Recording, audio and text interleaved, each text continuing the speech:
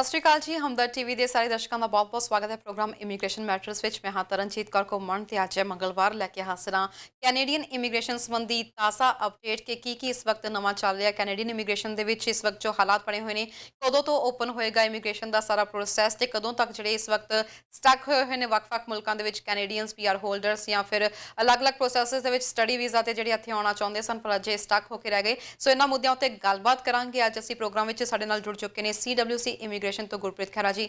ਬਹੁਤ-ਬਹੁਤ ਸਵਾਗਤ ਹੈ ਸਰ ਤੁਹਾਡਾ। ਬਹੁਤ ਬਹੁਤ ਸ਼ੁਕਰੀਆ ਤੁਹਾਨੂੰ ਅਤੇ ਸਾਰੇ ਦਰਸ਼ਕਾਂ ਨੂੰ ਸਤਿ ਸ੍ਰੀ ਅਕਾਲ ਜੀ। ਸਰ ਇਮੀਗ੍ਰੇਸ਼ਨ ਦੀ ਗੱਲ ਕਰੀਏ, ਅਸੀਂ ਅਜੇ ਕੁਝ ਮਹੀਨੇ ਪਹਿਲਾਂ ਹੀ ਆਪਾਂ ਗੱਲਬਾਤ ਕਰ ਰਹੇ ਸੀ ਕਿ ਕੈਨੇਡਾ ਨੂੰ ਇਮੀਗ੍ਰੈਂਟਸ ਦੀ ਲੋੜ ਹੈ, ਨਵੇਂ ਇਮੀਗ੍ਰੈਂਟਸ ਇੱਥੇ ਆਉਣੇ ਜ਼ਰੂਰੀ ਨੇ ਕਿਉਂਕਿ ਇਹਨਾਂ ਦੀ ਜਿਸ ਪ੍ਰਕਾਰ ਦੇ ਨਾਲ ਇਸ ਵਕਤ ਰੇਸ਼ੋ ਚੱਲ ਰਹੀ ਹੈ ਕਿ ਲੋਕੀ ਰਿਟਾਇਰ ਹੋ ਰਹੇ ਨੇ, ਉਸ ਨੂੰ ਫਿਲ ਕਰਨ ਲਈ ਇਮੀਗ੍ਰੈਂਟਸ ਆਉਣੇ ਬਹੁਤ ਜ਼ਰੂਰੀ ਨੇ। ਪਰ ਜੋ ਹਾਲਾਤ ਅਜੇ ਬਣੇ ਹੋਏ ਨੇ, ਸਭ ਕੁਝ ਬੰਦ ਹੋਇਆ ਪਿਆ, ਇਮੀਗ੍ਰੈਂਟਸ ਆ ਨਹੀਂ ਸਕਦੇ। ਇਸ ਵੇਲੇ ਕੈਨੇਡਾ ਦੀ ਗੱਲ ਕੀਤੀ ਜਾਵੇ ਤਾਂ ਕਿੰਨਾ ਕੁ ਨੁਕਸਾਨ ਇਮੀਗ੍ਰੇਸ਼ਨ ਦੇ ਪੱਖੋਂ ਉਹਨਾਂ ਨੂੰ ਝੱਲਣਾ ਪੈ ਰਿਹਾ ਹੈ? ਇੱਕ ਰਾਇਲ ਬੈਂਕ ਆਫ ਕੈਨੇਡਾ ਨੇ ਇੱਕ ਆਫੀਸ਼ੀਅਲ ਸਟੱਡੀ ਦੇ ਵਿੱਚੋਂ ਇਹ ਗੱਲ ਆਖੀ ਹੈ ਕਿ ਐਤਕੀ 1,70,000 ਇਮੀਗ੍ਰੈਂਟ ਨੇ ਜਿਹੜੇ ਉਹ ਘੱਟ ਆਉਣੇ ਜੀ। ਹੈਗੇ ਆਉਣਗੇ ਜੀ। ਉਹਨਾਂ ਦਾ ਕਿਆਸ ਹੈ, ਉਹਨਾਂ ਨੇ ਐਸਟੀਮੇਟ ਕੀਤਾ ਹੈਗਾ। ਵੈਸੇ ਵੀ ਜਿਹੜਾ ਐਤਕੀ ਦੇ ਨੰਬਰਸ ਨੇ ਉਹ 341,000 ਨੇ, 3,41,000 ਨੇ ਜਿਹੜੇ ਕੈਨੇਡਾ ਦੇ ਵਿੱਚ ਨਵੇਂ ਇਮੀਗ੍ਰੈਂਟ ਆਉਣੇ ਨੇ ਆ ਸਾਲ ਦੇ ਵਿੱਚੋਂ। ਤੇ ਕਿਉਂਕਿ ਹੁਣ ਜਿੰਨਾ ਚਿਰ ਟਰੈਵਲ ਰਿਸਟ੍ਰਿਕਸ਼ਨਸ ਹੈਗੀਆਂ ਨੇ, ਉਹ ਟਰੈਵਲ ਰਿਸਟ੍ਰਿਕਸ਼ਨਸ ਤੱਕ ਹੁਣ ਲੋਕ ਜਿਹੜੇ ਟਰੈਵਲ ਨਹੀਂ ਕਰ ਰਹੇ ਹੈਗੇ ਆ। ਸੋ ਜਿਹੜਾ ਵਕਤ ਹੈਗਾ ਜਦੋਂ ਤੱਕ ਹੁਣ ਦੁਬਾਰੇ ਨਹੀਂ ਖੁੱਲੂਗਾ, ਕਿਉਂਕਿ ਜਿਹੜੀਆਂ ਕਰੰਟ ਟਰੈਵਲ ਰਿਸਟ੍ਰਿਕਸ਼ਨਸ ਨੇ ਇਹ 30 ਜੂਨ ਤੱਕ ਹੈਗੀਆਂ ਨੇ। ਸੋ ਜਿਹੜਾ ਗਵਰਨਰ ਕਾਉਂਸਲ ਦਾ ਆਰਡਰ ਸੀਗਾ ਜਿਹੜਾ ਕਿ 18 ਮਾਰਚ ਨੂੰ ਇਸ਼ੂ ਕੀਤਾ ਗਿਆ ਸੀਗਾ, ਉਹਦੇ ਵਿੱਚੋਂ ਰੋਕ ਲਾਈ ਗਈ ਸੀ ਟਰੈਵਲ ਦੇ ਉੱਤੇ, ਤੇ ਇਹਦੀ ਮਿਆਦ ਹੈ ਜਿਹੜੀ ਉਹ 30 ਜੂਨ ਤੱਕ ਰੱਖੀ ਗਈ ਹੈ। ਸੋ ਜਿਹੜਾ ਜੁਲਾਈ ਹੈਗਾ, 1 ਜੁਲਾਈ ਕੈਨੇਡਾ ਡੇ, ਉਸ ਦਿਨ ਸ਼ਾਇਦ ਇਹ ਰਿਸਟ੍ਰਿਕਸ਼ਨ ਅੱਗੇ ਨਾ ਵਧਾਈ ਜਾਵੇ ਤੇ ਟਰੈਵਲ ਲਈ ਖੋਲ੍ਹਿਆ ਜਾ ਸਕਦਾ ਹੈਗਾ। ਪਰ ਕਿਉਂਕਿ ਇਹ ਜੁਲਾਈ ਇਸ ਕਰਕੇ ਮੰਨਿਆ ਜਾ ਰਿਹਾ ਹੈ ਕਿਉਂਕਿ ਇਹ ਜਿਹੜੀ ਇਹਦੀ ਖਤਮ ਹੋਣ ਦੀ ਇਹ ਆਰਡਰ ਦੀ ਮਿਆਦ ਹੈ ਜਿਹੜੀ ਉਹ 30 ਤਰੀਕ ਨੂੰ ਖਤਮ ਹੋ ਜਾਣੀ ਹੈ ਤੇ 30 ਜੂਨ ਨੂੰ। ਸੋ ਜੇ 30 ਜੂਨ ਤੋਂ ਅੱਗੇ ਨਹੀਂ ਵਧਾਇਆ ਜਾਂਦਾ ਇਸ ਆਰਡਰ ਨੂੰ ਤਾਂ 30 ਜੂਨ ਤੱਕ ਇਹ ਰਿਸਟ੍ਰਿਕਸ਼ਨਸ ਨੇ ਜਿਹੜੀਆਂ ਖਤਮ ਹੋ ਜਾਣਗੀਆਂ। ਪਰ ਹਾਲੇ ਤੱਕ ਜੋ ਸਰਕਮਸਟੈਂਸਿਸ ਨੇ, ਜਿਵੇਂ ਜਿਹੜਾ ਬਾਰਡਰ ਵੀ ਹੈਗਾ ਉਹਨੂੰ ਵੀ 21 ਜੂਨ ਤੱਕ ਬੰਦ ਕੀਤਾ ਗਿਆ। ਸੋ ਹਾਲੇ ਗੱਲ ਤੇ ਕਿਆਸ ਲਾਉਣਾ ਔਖਾ ਹੈ ਕਿ ਇਹ 30 ਜੂਨ ਤੋਂ ਅੱਗੇ ਵਧਾਇਆ ਜਾਊਗਾ ਜਾਂ 30 ਜੂਨ ਨੂੰ ਹੀ ਖਤਮ ਹੋ ਜਾਊਗਾ। ਸੋ ਮੋਰ ਦੈਨ ਲਾਈਕਲੀ ਹੈਗਾ ਕਿ ਸ਼ਾਇਦ 30 ਜੂਨ ਤੋਂ ਬਾਅਦ ਇਹ ਟਰੈਵਲ ਰਿਸਟ੍ਰਿਕਸ਼ਨਸ ਨੇ ਜਿਹੜੀਆਂ ਖਤਮ ਹੋ ਜਾਣ ਤੇ ਫਿਰ ਲੋਕ ਵੀ ਟਰੈਵਲ ਹੈ ਜਿਹੜਾ ਉਹ ਕਰਨਾ ਸ਼ੁਰੂ ਕਰ ਦੇਣਗੇ ਜੀ। ਜਿਹੜਾ ਇਹ ਐਸਟੀਮੇਟ ਕੀਤਾ ਗਿਆ 1,70,000 ਘੱਟ ਆਉਣ ਦਾ ਲੋਕਾਂ ਦਾ, ਇਹ ਐਕਚੁਅਲੀ ਇੱਕ ਐਵਰੇਜ ਨੰਬਰ ਦੇ ਤੌਰ ਤੇ ਕੀਤਾ ਗਿਆ। ਉਹ ਐਵਰੇਜ ਨੰਬਰ ਦੇ ਤੌਰ ਤੇ ਕੀਤਾ ਗਿਆ ਕਿ ਸਾਲ 'ਚ 3,41,000 ਲੋਕ ਆਉਂਦੇ ਆ। ਸੋ ਜਿੰਨੇ ਹੁਣ ਮਹੀਨੇ ਗੁਜ਼ਰ ਗਏ ਨੇ, ਲੋਕਾਂ ਦੇ ਵਿੱਚੋਂ ਇੰਨੇ ਲੋਕ ਨਹੀਂ ਆ ਪਾਉਣਗੇ। ਸੋ ਇੱਕ ਐਸਟੀਮੇਟਿਡ ਨੰਬਰਸ ਹੈਗੇ ਨੇ, ਪਰ ਇਮੀਗ੍ਰੇਸ਼ਨ ਮਹਿਕਮੇ ਤੋਂ ਇਹਦੇ ਉੱਤੇ ਕੋਈ ਜਿਹੜਾ ਵਿਚਾਰ ਨਹੀਂ ਦਿੱਤੇ ਗਏ ਹਾਲੇ ਤੱਕ ਕਿ ਇੰਨੇ ਲੋਕ ਘੱਟ ਆਉਣਗੇ ਜਾਂ ਨਹੀਂ ਆਉਣਗੇ, ਕਿਉਂਕਿ ਆਪਾਂ ਹੁਣ ਤੱਕ ਦੇਖਦੇ ਆਏ ਹਾਂ ਕਿ ਜਿਹੜਾ ਕੈਨੇਡੀਅਨ ਐਕਸਪੀਰੀਅੰਸ ਕਲਾਸ ਦੇ ਵੀ ਡਰਾਜ਼ ਹੈਗੇ ਨੇ, ਉਹ ਵੀ ਹੁਣ ਵਿਦਨ ਕੈਨੇਡਾ ਹੀ ਵੱਧ ਤੋਂ ਵੱਧ ਨੰਬਰਸ ਦੇਣ ਦੀ ਕੋਸ਼ਿਸ਼ ਕੀਤੀ ਜਾ ਰਹੀ ਹੈ। ਜੀ ਬਿਲਕੁਲ ਸਰ, ਇਹਦੇ ਬਾਰੇ ਗੱਲ ਕਰਾਂਗੇ। ਪਹਿਲਾਂ ਇੱਕ ਕਾਲਰ ਜਿਹੜੇ ਆ ਸਾਡੇ ਨਾਲ ਜੁੜ ਚੁੱਕੇ ਨੇ, ਅਸੀਂ ਇਹਦੀ ਵੀ ਗੱਲ ਕਰਾਂਗੇ। ਹੈਲੋ ਸਤਿ ਸ਼੍ਰੀ ਅਕਾਲ ਜੀ। ਹਾਂਜੀ ਸਰ, ਕਿੱਥੋਂ ਬੋਲ ਰਹੇ ਹੋ? ਹਾਂਜੀ ਦੱਸੋ, ਕੀ ਪੁੱਛਣਾ ਚਾਹੁੰਦੇ ਹੋ?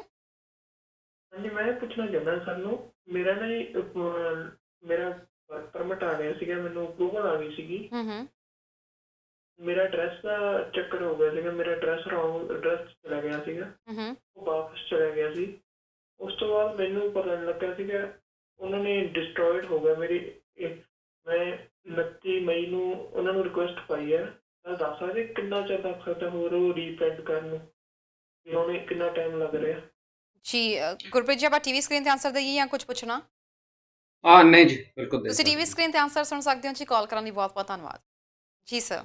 ਸੋ ਜਿਹੜਾ ਉਹਨਾਂ ਦਾ ਡਾਕੂਮੈਂਟ ਹੈ ਉਹ ਐਕਚੁਅਲੀ ਉਹਨਾਂ ਨੂੰ ਈਮੇਲ ਆ ਚੁੱਕਿਆ ਹੋਣਾ ਕਿ ਅਪਰੂਵ ਹੋ ਚੁੱਕਿਆ। ਸੋ ਉਹ ਜੇ ਕਾਗਜ਼ ਵੀ ਨਹੀਂ ਹੈਗਾ ਤਾਂ ਉਹ ਤੋਂ ਬਿਨਾਂ ਵੀ ਉਹ ਕੰਮ ਹੈ ਜਿਹੜਾ ਉਹ ਕਰ ਸਕਦੇ ਹੈਗੇ ਆ, ਕਿਉਂਕਿ ਉਹਨਾਂ ਕੋਲ ਪਤਾ ਹੈਗਾ ਉਹਨਾਂ ਨੂੰ। ਤੇ ਦੂਜਾ, ਜੇ ਉਹ ਕਾਗਜ਼ ਦਾ ਰੀਪ੍ਰਿੰਟ ਚਾਹੀਦਾ, ਆਮ ਤੌਰ ਤੇ ਉਹਨੂੰ 90 ਕੁ ਦਿਨ ਲੱਗਦੇ ਹੈਗੇ ਆ ਜੇ ਨਵਾਂ ਉਹਨਾਂ ਨੂੰ ਰੀਪ੍ਰਿੰਟ ਜਿਹੜਾ ਚਾਹੀਦਾ ਹੈਗਾ। ਸੋ ਉਹਦੇ ਲਈ ਜਿਹੜੇ ਨਵੀਂ ਤੋਂ ਉਹਨਾਂ ਨੂੰ ਅਰਜ਼ੀ ਹੈ ਕਰਨੀ ਪੈਣੀ ਹੈਗੀ ਹੈ। ਉਹ ਵੈਬ ਫਾਰਮ ਤੇ ਜਾ ਕੇ ਵੀ ਇਹ 'ਚ ਦੱਸ ਸਕਦੇ ਆ, ਪਰ ਕਈ ਵਾਰੀ ਉਹ ਜਿਹੜਾ ਉਸ ਤਰ੍ਹਾਂ ਤਰੀਕੇ ਨਾਲ ਨਹੀਂ ਹੁੰਦਾ, ਤੁਹਾਨੂੰ ਰਿਪਲੇਸਮੈਂਟ ਡਾਕੂਮੈਂਟ ਲਈ ਇੱਕ ਐਕਸਟਰਾ ਫੀ ਵੀ ਹੈ ਕਈ ਵਾਰੀ ਦੇਣੀ ਪੈਂਦੀ ਜੀ ਹੈ। ਅਸੀਂ ਗੱਲ ਕਰ ਰਹੇ ਸੀ ਜੀ, ਜਿਹੜੇ ਅੱਜ ਇਸ ਵਾਰੀ ਜਿਹੜੀ ਨਵੀਂ ਇਸ ਵਕਤ ਪੋਸਟ ਆਈ ਸੀ ਕਿ 1,70,000 ਘੱਟ ਇਮੀਗ੍ਰੈਂਟਸ ਜਿਹੜੇ ਇਸ ਵਾਰੀ ਆ ਸਕਦੇ ਨੇ। Yeah. ਜੀ, ਸੋ ਉਹ ਜਿਹੜੇ ਐਸਟੀਮੇਟਡ ਨੰਬਰਸ ਲਏ ਗਏ ਨੇ ਕਿ ਇੰਨੇ ਵਕਤ ਦੇ ਵਿੱਚੋਂ ਇੰਨੇ ਲੋਕ ਆਉਂਦੇ ਨੇ, ਸੋ ਘੱਟ ਆਉਣਗੇ, ਪਰ ਇਮੀਗ੍ਰੇਸ਼ਨ ਮਹਿਕਮੇ ਨੇ ਇਹਦੇ ਤੇ ਹਾਲੇ ਤੱਕ ਕੋਈ ਆਪਦਾ ਵਿਚਾਰ ਨਹੀਂ ਦਿੱਤਾ ਹੈਗਾ, ਕਿਉਂਕਿ ਜਿੰਨਾ ਚਿਰ ਟਰੈਵਲ ਰਿਸਟ੍ਰਿਕਸ਼ਨਸ ਨਹੀਂ ਹਟਦੀਆਂ ਉਨਾ ਚਿਰ ਸਿਰਫ ਉਹੀ ਇਮੀਗ੍ਰੈਂਟ ਆ ਸਕਣਗੇ ਤਰਨ ਜਿਨ੍ਹਾਂ ਨੂੰ 16 ਮਾਰਚ ਤੋਂ ਪਹਿਲਾਂ ਵੀਜ਼ਾ ਇਸ਼ੂ ਹੋਇਆ ਹੋਇਆ ਹੈ। ਸੋ ਉਹ ਹੁਣ ਵੀ ਅੱਜ ਵੀ ਉਹ ਆ ਸਕਦੇ ਹੈਗੇ ਆ, ਪ੍ਰੋਵਾਈਡਡ ਕਿ ਉਥੋਂ ਜਿਹੜੀ ਜਹਾਜ਼ ਕੰਪਨੀ ਉਹਨਾਂ ਨੂੰ ਉਹ ਲਿਆਉਣ ਲਈ ਤਿਆਰ ਹੋਵੇ। ਸੋ ਜਿਹੜੇ ਵੀ ਇਮੀਗ੍ਰੈਂਟਸ ਨੂੰ 16 ਮਾਰਚ ਤੋਂ ਪਹਿਲਾਂ ਵੀਜ਼ਾ ਮਿਲਿਆ ਉਹਨਾਂ ਲਈ ਕੋਈ ਟਰੈਵਲ ਰਿਸਟ੍ਰਿਕਸ਼ਨਸ ਨਹੀਂ, ਉਹ ਆ ਸਕਦੇ ਹੈਗੇ ਨੇ। ਤੇ ਇਸੇ ਚੀਜ਼ ਨੂੰ ਜਿਹੜਾ ਓਵਰਕਮ ਕਰਨ ਲਈ ਜਿਹੜਾ ਐਕਸਪ੍ਰੈਸ ਐਂਟਰੀ ਪ੍ਰੋਗਰਾਮ ਹੈਗਾ, ਉਹਦੇ ਜਿਹੜੇ ਡਰਾਸ ਨੇ ਉਹ ਕੈਨੇਡੀਅਨ ਐਕਸਪੀਰੀਅੰਸ ਕਲਾਸ ਲਈ ਉਹ ਆਪਾਂ ਦੇਖਦੇ ਆ ਰਹੇ ਹਾਂ ਕਿ ਪਿਛਲੇ ਸਮੇਂ ਦੇ ਵਿੱਚ ਉਹ ਕੱਢੇ ਜਾ ਰਹੇ ਨੇ, ਤੇ ਕਰੀਬਨ 12-13 ਹਜ਼ਾਰ ਲੋਕਾਂ ਨੂੰ ਉਹਦੇ ਚੋਂ ਇਨਵਾਈਟ ਹੈ ਜਿਹੜਾ ਉਹ ਆ ਚੁੱਕਿਆ ਹੁਣ ਤੱਕ। ਸੋ ਉਹ ਸ਼ਾਇਦ ਇਹ ਭਰਪਾਈ ਕਰਨ ਲਈ ਹੈ ਕਿ ਜੋ ਬਾਹਰੋਂ ਐਪਲੀਕੇਸ਼ਨਸ ਪ੍ਰੋਸੈਸ ਨਹੀਂ ਹੋ ਰਹੀਆਂ ਤਾਂ ਵਿਦਨ ਕੈਨੇਡਾ ਜਿਹੜੀਆਂ ਐਪਲੀਕੇਸ਼ਨਸ ਨੇ ਉਹ ਪ੍ਰੋਸੈਸ ਹੋ ਜਾਣ, ਕਿਉਂਕਿ ਉਹਨਾਂ ਤੇ ਕੋਈ ਟਰੈਵਲ ਰਿਸਟ੍ਰਿਕਸ਼ਨਸ ਨਹੀਂ ਹੈਗੀਆਂ। ਪਰ ਜੇ ਦੇਖਿਆ ਜਾਵੇ ਤਰਨ, ਜੇ ਕੱਲ ਨੂੰ ਟਰੈਵਲ ਰਿਸਟ੍ਰਿਕਸ਼ਨਸ ਹਟ ਜਾਂਦੀਆਂ ਹੈਗੀਆਂ ਨੇ ਤਾਂ ਫਿਰ ਜੋ ਨਾਰਮਲ ਤਰੀਕੇ ਨਾਲ ਲੋਕ ਜਿਵੇਂ ਪਹਿਲਾਂ ਆ ਰਹੇ ਸੀ ਉਹ ਵੀ ਆਉਣਾ ਫਿਰ ਤੋਂ ਸ਼ੁਰੂ ਕਰ ਦੇਣਗੇ। ਜਿਹੜੀ ਇਹ ਐਕਚੁਅਲ ਇਹ ਜਿਹੜੀ ਇਹਦੀ ਰੂਪਰੇਖਾ ਹੈ ਉਹ ਆਪਾਂ ਨੂੰ 30 ਜੂਨ ਤੋਂ ਬਾਅਦ ਹੀ ਸਮਝ ਆਊਗੀ, ਜਦੋਂ ਇਸ ਆਰਡਰ ਦਾ ਮਿਆਦ ਖਤਮ ਹੁੰਦਾ ਹੈ। ਜੇ ਤਾਂ ਮਿਆਦ ਅੱਗੇ ਵੱਧਦਾ ਹਾਂਜੀ, ਫਿਰ ਸ਼ਾਇਦ ਨੰਬਰਸ ਨੇ ਜਿਹੜੇ ਉਹ ਪੂਰੇ ਨਹੀਂ ਹੋ ਪਾਉਣਗੇ, ਪਰ ਜਿਹੜਾ ਓਵਰਆਲ ਸਿਨੈਰੀਓ ਹੈ ਉਹ ਜਦੋਂ ਮਿਨਿਸਟਰ ਫਾਲ ਦੇ ਵਿੱਚੋਂ ਅਗਲੇ ਸਾਲ ਦੀ ਰਿਪੋਰਟ ਤੇ ਆਹ ਸਾਲ ਦੀ ਰਿਪੋਰਟ ਪੇਸ਼ ਕਰਨਗੇ ਆਪਾਂ ਨੂੰ ਉਦੋਂ ਹੀ ਸਮਝ ਆਊਗਾ। ਪਰ ਇਹ ਕਿਆਸ ਲਾਇਆ ਜਾ ਰਿਹਾ ਹੈ ਕਿਉਂਕਿ ਇਹ ਬਹੁਤ ਵੱਡਾ ਇੱਕ ਇੰਪੈਕਟ ਹੈਗਾ ਆਉਣ ਵਾਲੇ ਸਮੇਂ ਦੇ ਵਿੱਚੋਂ। ਜੇ ਆਪਾਂ ਦੇਖੀਏ ਜਿੱਥੇ ਜੇ ਇੰਨੇ ਘੱਟ ਇਮੀਗ੍ਰੈਂਟ ਆਉਣਗੇ ਤਾਂ ਫਿਰ ਉਹ ਰੀਅਲ estate ਪ੍ਰਾਈਸਿਸ ਦੇ ਵਿੱਚੋਂ ਘਰਾਂ ਦੀਆਂ ਪ੍ਰਾਈਸਿਸ ਦੇ ਉੱਤੇ ਵੀ ਫਰਕ ਪੈਣਾ ਹੈਗਾ, ਰੈਂਟਲ ਜਿਹੜੀ ਪ੍ਰਾਈਸਿਸ ਆ ਉਹਨਾਂ ਤੇ ਵੀ ਫਰਕ ਪੈਣਾ, ਕਿਉਂਕਿ ਜਿੰਨੇ ਲੋਕ ਘੱਟ ਆਉਣਗੇ ਉਨੀ ਡਿਮਾਂਡ ਵੀ ਘੱਟ ਹੋਊਗੀ। ਤੇ ਇਹਦੇ ਨਾਲ ਜਿਹੜਾ ਸੋਸ਼ਲ ਸਰਵਿਸਿਜ਼ ਨੇ ਉਹਦੇ ਤੇ ਵੀ ਬਹੁਤ ਆਉਣ ਵਾਲੇ ਸਮੇਂ 'ਚ ਇਹਦਾ ਅਸਰ ਹੋਣਾ ਹੈਗਾ, ਕਿਉਂਕਿ ਯੰਗ ਪ੍ਰੋਡਕਟਿਵ ਵਰਕਰਸ ਨੇ ਜੇ ਨਹੀਂ ਆਉਣਗੇ ਤਾਂ ਆਪਣਾ ਜਿਹੜਾ ਨੈਸ਼ਨਲ ਡੈਟ ਹੈ ਜੀ ਉਹ ਵੀ ਬਹੁਤ ਜ਼ਿਆਦਾ ਵੱਧ ਜਾਣਾ, ਕਿਉਂਕਿ ਪ੍ਰੋਡਕਟਿਵਿਟੀ ਉਨੀ ਉਹ ਘਟਦੀ ਚਲੀ ਜਾਣੀ ਹੈ ਜੀ। ਸਰ, ਜਿਵੇਂ ਤੁਸੀਂ ਕੀਤੀ ਆ ਕਿ ਪੂਰਾ ਕੀ ਪ੍ਰੋਸੈਸ ਇਕਨੋਮੀ ਦੇ ਉੱਤੇ ਦਾ ਕੀ ਇੰਪੈਕਟ ਪਏਗਾ ਉਹ ਤਾਂ ਤੁਸੀਂ ਦੱਸਿਆ ਹੀ ਹੈ, ਪਰ ਜਿਸ ਤਰੀਕੇ ਨਾਲ ਹੁਣ ਕਿਹਾ ਜਾ ਰਿਹਾ ਹੈ ਕਿ ਇਮੀਗ੍ਰੈਂਟਸ ਦੀ ਜ਼ਰੂਰਤ ਹੈਗੀ ਆ ਕੈਨੇਡਾ ਨੂੰ, ਤੇ ਜਦੋਂ ਇਹ ਛੇਤੀ ਓਪਨ ਹੁੰਦਾ, ਕੀ ਤੁਹਾਨੂੰ ਲੱਗਦਾ ਹੈ ਕਿ ਇਮੀਗ੍ਰੈਂਟਸ ਨੂੰ ਜਲਦੀ ਵੀਜ਼ਾ ਅਲਾਉ ਕੀਤਾ ਜਾਊਗਾ?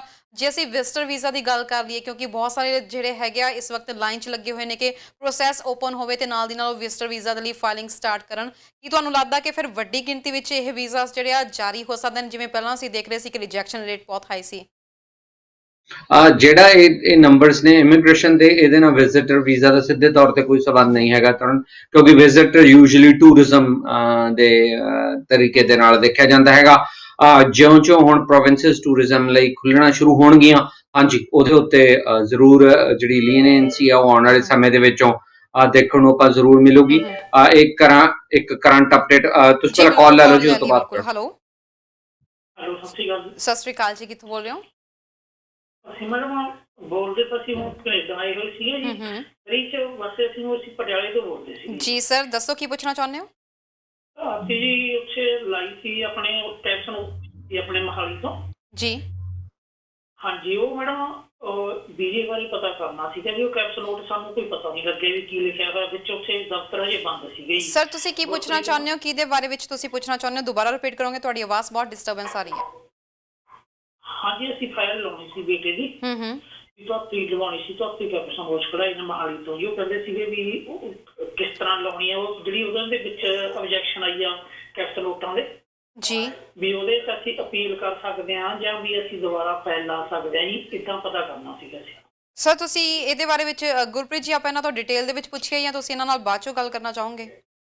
ਨਹੀਂ ਜੀ, ਮੈਂ ਜਵਾਬ ਦੇ ਸਕਦਾ ਜੀ। ਸਰ ਤੁਸੀਂ ਕੁਝ ਪੁੱਛਣਾ ਚਾਹੁੰਦੇ ਹੋ ਇਹਨਾਂ ਨੂੰ ਜਾਂ ਸਿੱਧਾ ਡਾਇਰੈਕਟ ਹੀ ਜਵਾਬ ਦੋਗੇ? ਨਹੀਂ ਜਵਾਬ ਦੇ ਤੁਸੀਂ ਟੀਵੀ ਸਕਰੀਨ ਤੇ ਆਨਸਰ ਜੀ, ਤੁਸੀਂ ਟੀਵੀ ਸਕਰੀਨ ਤੇ ਆਨਸਰ ਸੁਣ ਸਕਦੇ ਹੋ। ਕਾਲ ਕਰਨ ਲਈ ਬਹੁਤ ਬਹੁਤ ਧੰਨਵਾਦ ਜੀ। ਜੀ ਸਰ, ਮੈਂ ਦੱਸਣਾ ਚਾਹੁੰਦਾ ਜੀ ਕਿ ਜਿਹੜਾ ਮੋਹਾਲੀ ਆਫਿਸ ਹੈ ਹੁਣ ਇਸ ਵੇਲੇ ਖੁੱਲ ਗਿਆ ਹੋਇਆ ਜੀ, ਕਿਉਂਕਿ ਇੰਡੀਆ ਦੇ ਵਿੱਚੋਂ ਜਿਹੜਾ ਲੋਕਡਾਊਨ ਆ ਉਹ ਖਤਮ ਹੋ ਗਿਆ ਤੇ ਹੁਣ ਸਰਟਨ ਆਵਰਸ ਲਈ ਆਫਿਸਿਸ ਨੇ ਜਿਹੜੇ ਉਹ ਖੋਲੇ ਜਾ ਰਹੇ ਨੇ। ਸੋ ਉੱਥੇ ਕੰਮ ਸ਼ੁਰੂ ਹੋ ਚੁੱਕਿਆ ਹੈਗਾ। ਤੇ ਇਹਦੇ ਨਾਲ ਨਾਲ ਦੂਜਾ ਉਹਨਾਂ ਦਾ ਜਿਹੜਾ ਕੰਸਰਨ ਸੀਗਾ ਉਹ ਇਹ ਸੀਗਾ ਕਿ ਜਿਹੜਾ ਡਿਸਕਲੋਜ਼ਰ ਹੈਗਾ ਉਹ ਆਇਆ ਹੈਗਾ ਤੇ ਉਹਦੇ ਤੇ ਉਹਨਾਂ ਨੇ ਦੇਖਣਾ ਕਿ ਕਿਹੜੇ ਕਾਰਨਾਂ ਕਰਕੇ ਉਹਨਾਂ ਦਾ ਕੇਸ ਹੈ ਜਿਹੜਾ ਰਿਫਿਊਜ਼ ਹੋਇਆ ਸੀ। ਤਾਂ ਫਿਰ ਉਹ ਦੇਖਣਾ ਚਾਹੁੰਦੇ ਆ ਕਿ ਉਹ ਅਪੀਲ ਕਰ ਸਕਦੇ ਆ ਤੇ ਜਾਂ ਉਹ ਕੇਸ ਨੂੰ ਦੁਬਾਰੇ ਲਾ ਸਕਦੇ ਹੈਗੇ ਆ। ਸੋ ਮੈਂ ਇਹਨਾਂ ਨੂੰ ਰਿਕੁਐਸਟ ਕਰੂੰਗਾ ਜੀ, ਇੱਥੇ ਜੋ ਸਕਰੀਨ ਤੇ ਨੰਬਰ ਆ ਰਿਹਾ ਹੈਗਾ ਟੋਰਾਂਟੋ ਆਫਿਸ ਦਾ 9056704444, ਇਹ ਨੰਬਰ ਤੇ ਕਾਲ ਕਰਕੇ ਆਪਦੇ ਫਾਈਲ ਨੰਬਰ ਜਾਂ ਬਾਕੀ ਪੂਰੀਆਂ ਡਿਟੇਲਸ ਜਿਹੜੀਆਂ ਪ੍ਰੋਵਾਈਡ ਕਰ ਦੇਣ ਜੀ, ਤੇ ਉਹ ਤੋਂ ਬਾਅਦ ਇਹਨਾਂ ਦੀ ਜਿਹੜੀ ਅਪਾਇੰਟਮੈਂਟ ਆ ਉਹ ਮੇਰੇ ਨਾਲ ਬਣਾ ਦਿੱਤੀ ਜਾਊ। ਬਿਲਕੁਲ ਜੀ। ਤੇ ਅਸੀਂ ਗੱਲ ਕਰ ਰਹੇ ਸੀ ਵਿਜ਼ਟਰ ਵੀਜ਼ਾ ਬਾਰੇ, ਤੁਸੀਂ ਦੱਸ ਰਹੇ ਸੀ ਕਿ ਕੋਈ ਨਿਊ ਜੀ ਅਪਡੇਸ਼ਨ ਇਹਦੇ ਬਾਰੇ ਵਿੱਚ ਆਈ ਹੈ। ਜੀ ਤਰਨ 9 ਜੂਨ ਤੱਕ ਹੁਣ ਇਹਨੂੰ ਰੋਕ ਲਾਈ ਹੋਈ ਹੈਗੀ ਆ। ਪਹਿਲਾਂ ਇਹ 29 ਮਈ ਤੱਕ ਸੀਗੀ, ਹੁਣ ਇਹਨੂੰ ਵਧਾ ਕੇ 9 ਜੂਨ ਕਰ ਦਿੱਤਾ, ਜਿਹੜੀ ਮੇ ਪੀ ਐਕਸਟੈਂਡਡ ਹੈਗੀ ਆ। ਆਪਾਂ ਪਿਛਲੇ ਸਮੇਂ ਚੋਂ ਦੇਖਦੇ ਆ ਰਹੇ ਸੀਗੇ ਕਿ ਪਹਿਲਾਂ ਮਹੀਨਾ ਸੀ, ਮਹੀਨੇ ਤੋਂ ਬਾਅਦ 15 ਦਿਨ ਸੀ, ਹੁਣ 15 ਦਿਨਾਂ ਤੋਂ ਬਾਅਦ ਇਹ 10 ਦਿਨ ਹੈ। ਸੋ ਜਿਉਂ ਹਾਲਾਤ ਸੁਧਾਰਦੇ ਜਾ ਰਹੇ ਨੇ ਤਿਉਂ ਜਿਹੜੀ ਉਹਦੀ ਐਕਸਟੈਂਸ਼ਨ ਦੀ ਡੇਟ ਆ ਉਹ ਵੀ ਘਟਦੀ ਜਾ ਰਹੀ ਹੈ। ਸੋ 9 ਮਈ ਤੱਕ ਹਲੇ ਜਿਹੜੀਆਂ ਵਿਜ਼ਟਰ ਵੀਜ਼ਾ ਜਾਂ ਸੁਪਰ ਵੀਜ਼ਾ ਐਪਲੀਕੇਸ਼ਨਸ ਨੇ ਉਹ ਨਹੀਂ ਲਈਆਂ ਜਾਣਗੀਆਂ ਜੀ। ਉਸ ਤੋਂ ਬਾਅਦ ਇਹ ਮੇ ਬੀ ਐਕਸਟੈਂਡਡ ਹੈ, ਸ਼ਾਇਦ 9 ਜੂਨ ਤੋਂ ਬਾਅਦ ਅੱਗੇ ਐਕਸਟੈਂਡ ਕਰ ਦਿੱਤਾ ਜਾਵੇ, ਪਰ ਇਹ ਡਿਪੈਂਡ ਕਰੂਗਾ ਜੇ ਜਿਹੜਾ ਗਵਰਨਰ ਕਾਉਂਸਲ ਆਰਡਰ ਹੈਗਾ ਜਿਹਦੀ ਮਿਆਦ 30 ਜੂਨ ਤੱਕ ਹੈ, ਜਦੋਂ ਤੱਕ ਇਹ ਟਰੈਵਲ ਰਿਸਟ੍ਰਿਕਸ਼ਨਸ ਨੇ, ਸ਼ਾਇਦ ਉਦੋਂ ਤੱਕ ਹੋ ਜੇ। ਪਰ ਜੇ ਉਹ ਟਰੈਵਲ ਰਿਸਟ੍ਰਿਕਸ਼ਨਸ ਉਦੋਂ ਖੁੱਲਣਗੀਆਂ ਤਾਂ ਸ਼ਾਇਦ 9 ਜੂਨ ਤੋਂ ਬਾਅਦ ਇਹ ਐਪਲੀਕੇਸ਼ਨਸ ਨੇ ਜਿਹੜੀਆਂ ਲੈਣੀਆਂ ਸ਼ੁਰੂ ਹੋ ਜਾਣਗੀਆਂ, ਕਿਉਂਕਿ ਪ੍ਰੋਸੈਸ ਕਰਨ ਨੂੰ ਵੀ ਇੱਕ ਸਰਟਨ ਟਾਈਮ ਹੈ ਜਿਹੜਾ ਲੱਗਦਾ। ਇਹ ਤਾਂ ਹੈ ਨਹੀਂ ਕਿ 30 ਤਰੀਕ ਨੂੰ ਲੈ ਕੇ 30 ਨੂੰ ਐਰਜ਼ੀ ਪ੍ਰੋਸੈਸ ਹੋ ਜਾਣੀ ਹੈ। ਸੋ ਜੇ 9 ਨੂੰ ਲੈਣੀਆਂ ਸ਼ੁਰੂ ਕਰਨਗੇ ਤਾਂ ਵੀ 2-3 ਹਫ਼ਤੇ ਦਾ ਟਾਈਮ ਹੈ, ਤੇ ਉਹ ਤੋਂ ਬਾਅਦ ਜੇ 1 ਜੁਲਾਈ ਤੋਂ ਕੈਨੇਡਾ ਦੁਬਾਰੇ ਟਰੈਵਲ ਰਿਸਟ੍ਰਿਕਸ਼ਨ ਹਟ ਜਾਂਦੀਆਂ ਨੇ ਤਾਂ ਇਹ ਪ੍ਰੋਸੈਸ ਫਿਰ ਤੋਂ ਦੁਬਾਰੇ ਆਨਲਾਈਨ ਲੀ ਤੇ ਆ ਜੀ ਜਾਊਗਾ। ਬਿਲਕੁਲ। ਇੱਕ ਦਰਸ਼ਕ ਹੋਰ ਜੁੜ ਗਏ ਨੇ। ਹੈਲੋ ਹਾਂਜੀ, ਸਤਿ ਸ਼੍ਰੀ ਅਕਾਲ ਜੀ। ਸਤਿ ਸ਼੍ਰੀ ਅਕਾਲ ਜੀ, ਕਿੱਥੋਂ ਬੋਲ ਰਹੇ ਹੋ ਸਰ? ਮੈਂ ਵਿਨੀਪੈਗ ਤੋਂ ਬੋਲ ਰਿਹਾ ਜੀ। ਜੀ ਦੱਸੋ ਕੀ ਪੁੱਛਣਾ ਤੁਸੀਂ? ਹਾਂਜੀ, ਮੇਰਾ ਸਰ ਨੂੰ ਕੁਐਸਚਨ ਸੀ ਜੀ। ਮੇਰਾ ਇੱਕ ਨੋਨੀ ਆ, ਉਹ ਫਿਲਹਾਲ ਤਾਂ ਇੰਡੀਆ ਹੀ ਆ ਜੀ, ਜੀ ਤੇ ਪਰ ਉਹਨਾਂ ਦਾ ਵੀਜ਼ਾ ਆ ਜਿਹੜਾ ਉਹ 15 ਮਾਰਚ ਤੋਂ ਪਹਿਲਾਂ ਆਇਆ ਹੋਇਆ ਆ। ਜੀ ਪਰ ਉਹਨਾਂ ਦੇ ਵੀਜ਼ੇ ਦੇ ਵਿੱਚ ਇੱਕ ਪ੍ਰੋਬਲਮ ਆ ਜੀ, ਵੀ ਉਹਦਾ ਵੀਜ਼ਾ 30 ਜੂਨ ਨੂੰ ਖਤਮ ਹੋ ਰਿਹਾ ਜੀ, ਤੇ ਉਹ ਆਨਲਾਈਨ ਕਲਾਸਾਂ ਲਾ ਰਿਹਾ ਆ, ਤੇ ਉਹਦਾ ਵੀਜ਼ਾ ਅੱਗੇ ਕਿੱਦਾਂ ਵਧੂਗਾ ਜੀ, ਇਹ ਪੁੱਛਣਾ ਹੈ ਜੀ। ਇਹ ਵੀਜ਼ਾ ਕਾਹਦਾ ਹੈਗਾ ਕਿਸ ਜੀ? ਚੀਜ਼ ਦਾ ਵੀਜ਼ਾ ਹੈ ਸਰ? ਇਹ ਉਹਨੇ ਕਿੱਦਾਂ, ਸੌਰੀ ਮੈਂ ਸੁਣਿਆ ਨਹੀਂ। ਇਹ ਵੀਜ਼ਾ ਕਿਸ ਚੀਜ਼ ਦਾ ਉਹਨਾਂ ਨੂੰ ਇਸ਼ੂ ਹੋਇਆ? ਕਿਹੜਾ ਵੀਜ਼ਾ ਇਸ਼ੂ ਹੋਇਆ? ਹਾਂਜੀ, ਸਟੂਡੈਂਟ ਵੀਜ਼ਾ ਹੀ ਹੈ ਜੀ, student visa. Student visa sir? ਹਾਂਜੀ ਹਾਂਜੀ, ਉਹ ਆਨਲਾਈਨ ਕਲਾਸਾਂ ਲਾ ਰਿਹਾ ਹੈ ਜੀ। ਸਟੂਡੈਂਟ ਵੀਜ਼ਾ ਆਨਲਾਈਨ ਕਲਾਸਾਂ ਲਗਾ ਰਿਹਾ ਤੇ 30 ਜੂਨ ਨੂੰ ਵੀਜ਼ਾ ਖਤਮ ਹੋ ਰਿਹਾ? ਹਾਂਜੀ, 30 ਜੂਨ ਨੂੰ ਵੀਜ਼ਾ ਖਤਮ ਹੋ ਰਿਹਾ ਜੀ ਉਹਦਾ। ਉਹਨੂੰ ਸਿਰਫ 6 ਮਹੀਨੇ ਦਾ ਵੀਜ਼ਾ ਮਿਲਿਆ ਸੀਗਾ, ਉਹਨੂੰ ਅਕਤੂਬਰ 'ਚ ਵੀਜ਼ਾ ਮਿਲਿਆ ਸੀਗਾ ਜੀ। ਉਹਨੇ ਜਨਵਰੀ ਇਨਟੇਕ ਇਹਨਾਂ ਤੋਂ ਮੰਗਿਆ ਸੀ ਵੀ ਮੈਨੂੰ ਜਨਵਰੀ ਇਨਟੇਕ ਦੇ ਦਿਓ, ਪਰ ਉਹਨਾਂ ਨੇ ਉਹ ਦਿੱਤਾ ਨਹੀਂ ਸੀ। ਉਹਨਾਂ ਨੇ ਉਹਨੂੰ ਮਈ ਇਨਟੇਕ ਦਿੱਤਾ ਸੀਗਾ ਜੀ। ਜੀ ਇਹ ਕਿਹੜੀ ਪੜ੍ਹਾਈ ਹੈਗੀ ਹੈ ਜੀ? ਕੀ ਪੜ੍ਹਾਈ? ਇਹ ਨਹੀਂ ਜੀ ਮੈਨੂੰ ਪਤਾ ਜੀ। ਗੁਰਪ੍ਰੀਤ ਜੀ ਆਪਾਂ ਤਰਨ ਹਾਂਜੀ ਬਿਲਕੁਲ। ਸੋ ਇਹ ਕਾਫੀ ਸਰਕਮਸਟੈਂਸ ਆਨਸਰ ਸੁਣ ਸਕਦੇ ਹੋ। ਬਾਕੀ ਸਰ ਕਿਉਂਕਿ ਡਿਟੇਲ ਦੇ ਵਿੱਚ ਤੁਸੀਂ ਪੂਰੀ ਜਾਣਕਾਰੀ ਨਹੀਂ ਦੇ ਰਹੇ, ਬਾਅਦ ਵਿੱਚ ਵੀ ਤੁਸੀਂ ਗੁਰਪ੍ਰੀਤ ਜੀ ਨੂੰ ਕਾਲ ਕਰਕੇ ਜਾਣਕਾਰੀ ਜ਼ਿਆਦਾ ਹਾਸਲ ਕਰ ਸਕਦੇ ਹੋ। ਜੀ ਸਰ, ਕਰੰਟ ਸਿਚੁਏਸ਼ਨ ਜਿੰਨੀ ਕੁ ਆਪਾਂ ਨੂੰ ਜਾਣਕਾਰੀ ਹੈ, ਕੀ ਕਹਿਣਾ ਚਾਹੋਗੇ? ਜੀ ਤਰਨ, ਕਿਉਂਕਿ ਜੇ ਉਹਨਾਂ ਨੂੰ ਸਿਰਫ 6 ਮਹੀਨੇ ਦਾ ਹੀ ਮਿਲਿਆ ਤਾਂ ਉਹ ਕੰਪਲਾਇੰਸ ਇਸ਼ੂ ਕਰਕੇ ਹੀ ਉਹਨਾਂ ਨੂੰ ਇੰਨੀ ਸ਼ਾਰਟ ਲੈਂਥ ਦਾ ਜਿਹੜਾ ਵੀਜ਼ਾ ਮਿਲਿਆ ਹੈਗਾ। ਯੂਜੂਅਲੀ ਕੀ ਹੈ ਕਿ ਕਈ ਪ੍ਰੋਗਰਾਮਸ ਦੀਆਂ ਪ੍ਰੀ ਰੈਕੁਇਜ਼ਿਟ ਅਟੈਂਡ ਕਰਨ ਨੂੰ ਇੰਨੇ ਸ਼ਾਰਟ ਟਰਮ ਵੀਜ਼ਾ ਜਿਹੜੇ ਉਹ ਦਿੱਤੇ ਜਾਂਦੇ ਨੇ ਕਿ ਆਹ ਇੰਡੀਵਿਜੂਅਲ ਇੱਥੇ ਆਊਗਾ, ਪਹਿਲਾਂ ਆਹ ਪੜ੍ਹਾਈ ਕਰੂਗਾ, ਇਹ ਪੜ੍ਹਾਈ ਪੂਰੀ ਕਰਨ ਤੋਂ ਬਾਅਦ ਫਿਰ ਉਹ ਅੱਗੇ ਮੇਨ ਪੜ੍ਹਾਈ ਆਹ ਕਰੂਗਾ। ਜੇ ਉਹ ਕੋਈ ਸ਼ਾਰਟ ਟਰਮ ਕੋਰਸ ਹੈਗਾ ਤੇ ਉਹ ਸ਼ਾਰਟ ਟਰਮ ਕੋਰਸ ਦੇ ਵਿੱਚ ਉਹਨਾਂ ਨੇ ਐਡਮਿਸ਼ਨ ਲਿਆ ਤੇ ਉਹ ਆਨਲਾਈਨ ਪੜ੍ਹ ਕੇ ਹੀ ਪੂਰਾ ਹੋ ਗਿਆ ਤਾਂ ਉਹਨਾਂ ਨੂੰ ਦੁਬਾਰੇ ਐਪਲੀਕੇਸ਼ਨ ਹੈ ਜਿਹੜੀ ਉਹ ਕਰਨੀ ਪੈਣੀ ਹੈ। ਜੇ ਇਹ ਸ਼ਾਰਟ ਟਰਮ ਨਹੀਂ ਹੈਗਾ, ਇਹ ਪੂਰਾ 1 ਸਾਲ ਜਾਂ 2 ਸਾਲ ਦਾ ਕੋਰਸ ਹੈਗਾ, ਤੇ ਫਿਰ ਉਸ ਤੋਂ ਬਾਅਦ ਉਹਨਾਂ ਨੂੰ ਜਿਹੜਾ ਨਵਾਂ ਡਾਕੂਮੈਂਟ ਅਪਲਾਈ ਕਰਨਾ ਪੈਣਾ, ਪ੍ਰੋਵਾਈਡਡ ਕਿ ਉਹ ਆਪਣੀ ਪੜ੍ਹਾਈ ਹੈ ਜਿਹੜੀ ਆਨਲਾਈਨ ਹੁਣ ਪੂਰੀ ਕਰਦੇ ਹੋਣ। ਸੋ ਕਾਫੀ ਤਰ੍ਹਾਂ ਦੇ ਕੰਸਰਨਸ ਨੇ ਜਿਹੜੇ ਉਹ ਤੇ ਹੋ ਸਕਦੇ ਹੈਗੇ, ਇਸ ਲਈ ਮੈਂ ਸਵਾਲ ਉਹਨਾਂ ਨੂੰ ਅੱਗੇ ਪੁੱਛ ਰਿਹਾ ਸੀਗਾ, ਪਰ ਉਹ ਪੂਰੀ ਜਾਣਕਾਰੀ ਨਹੀਂ ਸੀ। ਪਰ ਮੈਂ ਮੋਟੇ ਤੌਰ ਤੇ ਜੇ ਦੱਸਣਾ ਹੋਵੇ ਤਾਂ ਇਹ ਹੈਗਾ, ਜੇ ਕੋਈ ਸ਼ਾਰਟ ਟਰਮ ਕੋਰਸ ਹੈ ਤੇ ਫਿਰ ਉਹਦੀ ਲੈਂਥ ਜੇ 6 ਮਹੀਨੇ ਹੈ ਤਾਂ ਫਿਰ ਉਹ ਆਨਲਾਈਨ ਪੜ੍ਹ ਕੇ ਹੀ ਪੂਰਾ ਹੋ ਜਾਣਾ, ਉਹਨੂੰ ਦੁਬਾਰੇ ਤੋਂ ਐਪਲੀਕੇਸ਼ਨ ਕਰਨੀ ਪੈਣੀ ਹੈ।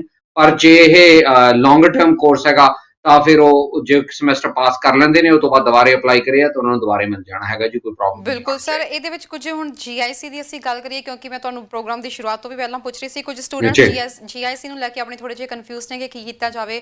ਇਸ ਵਕਤ ਆਨਲਾਈਨ ਸਟੱਡੀ ਉਹਨਾਂ ਦੀ ਸਟਾਰਟ ਹੋ ਚੁੱਕੀ ਹੈ ਤੇ ਕੀ ਇਸ ਨੂੰ ਅਪਲਾਈ ਕਰਨਾ ਪੈਣਾ ਜਾਂ ਰੀਫੰਡ ਹੋਏਗੀ, ਕੀ ਸਿਸਟਮ ਹੋਏਗਾ?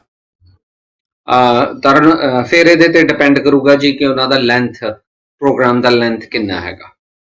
ਕਿਉਂਕਿ ਹੁਣ ਜਿਹੜੀ ਕਰੰਟ ਛੋਟ ਦਿੱਤੀ ਗਈ ਹੈਗੀ ਆ, ਉਹ ਛੋਟ ਫਾਲ 2020 ਸੈਸ਼ਨ ਤੱਕ ਦੀ ਜੀ ਹੈਗੀ ਹੈ।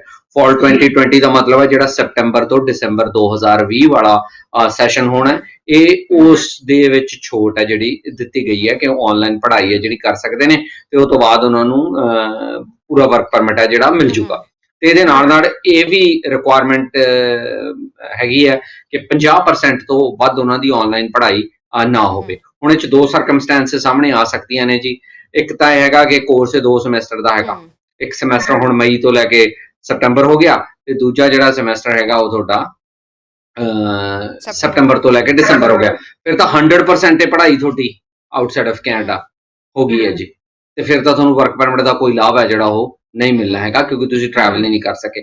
ਤੇ ਫਿਰ ਉਹ ਤੋਂ ਬਾਅਦ ਹਾਲੇ ਉਹਦੇ ਤੇ ਕੋਈ ਇੰਸਟਰਕਸ਼ਨਸ ਨਹੀਂ ਰਿਲੀਜ਼ ਕੀਤੀਆਂ ਕਿ ਇਹੋ ਜਿਹੀ ਸਰਕਮਸਟੈਂਸਿਸ ਦੇ ਵਿੱਚ ਕੀ ਹੋਊਗਾ।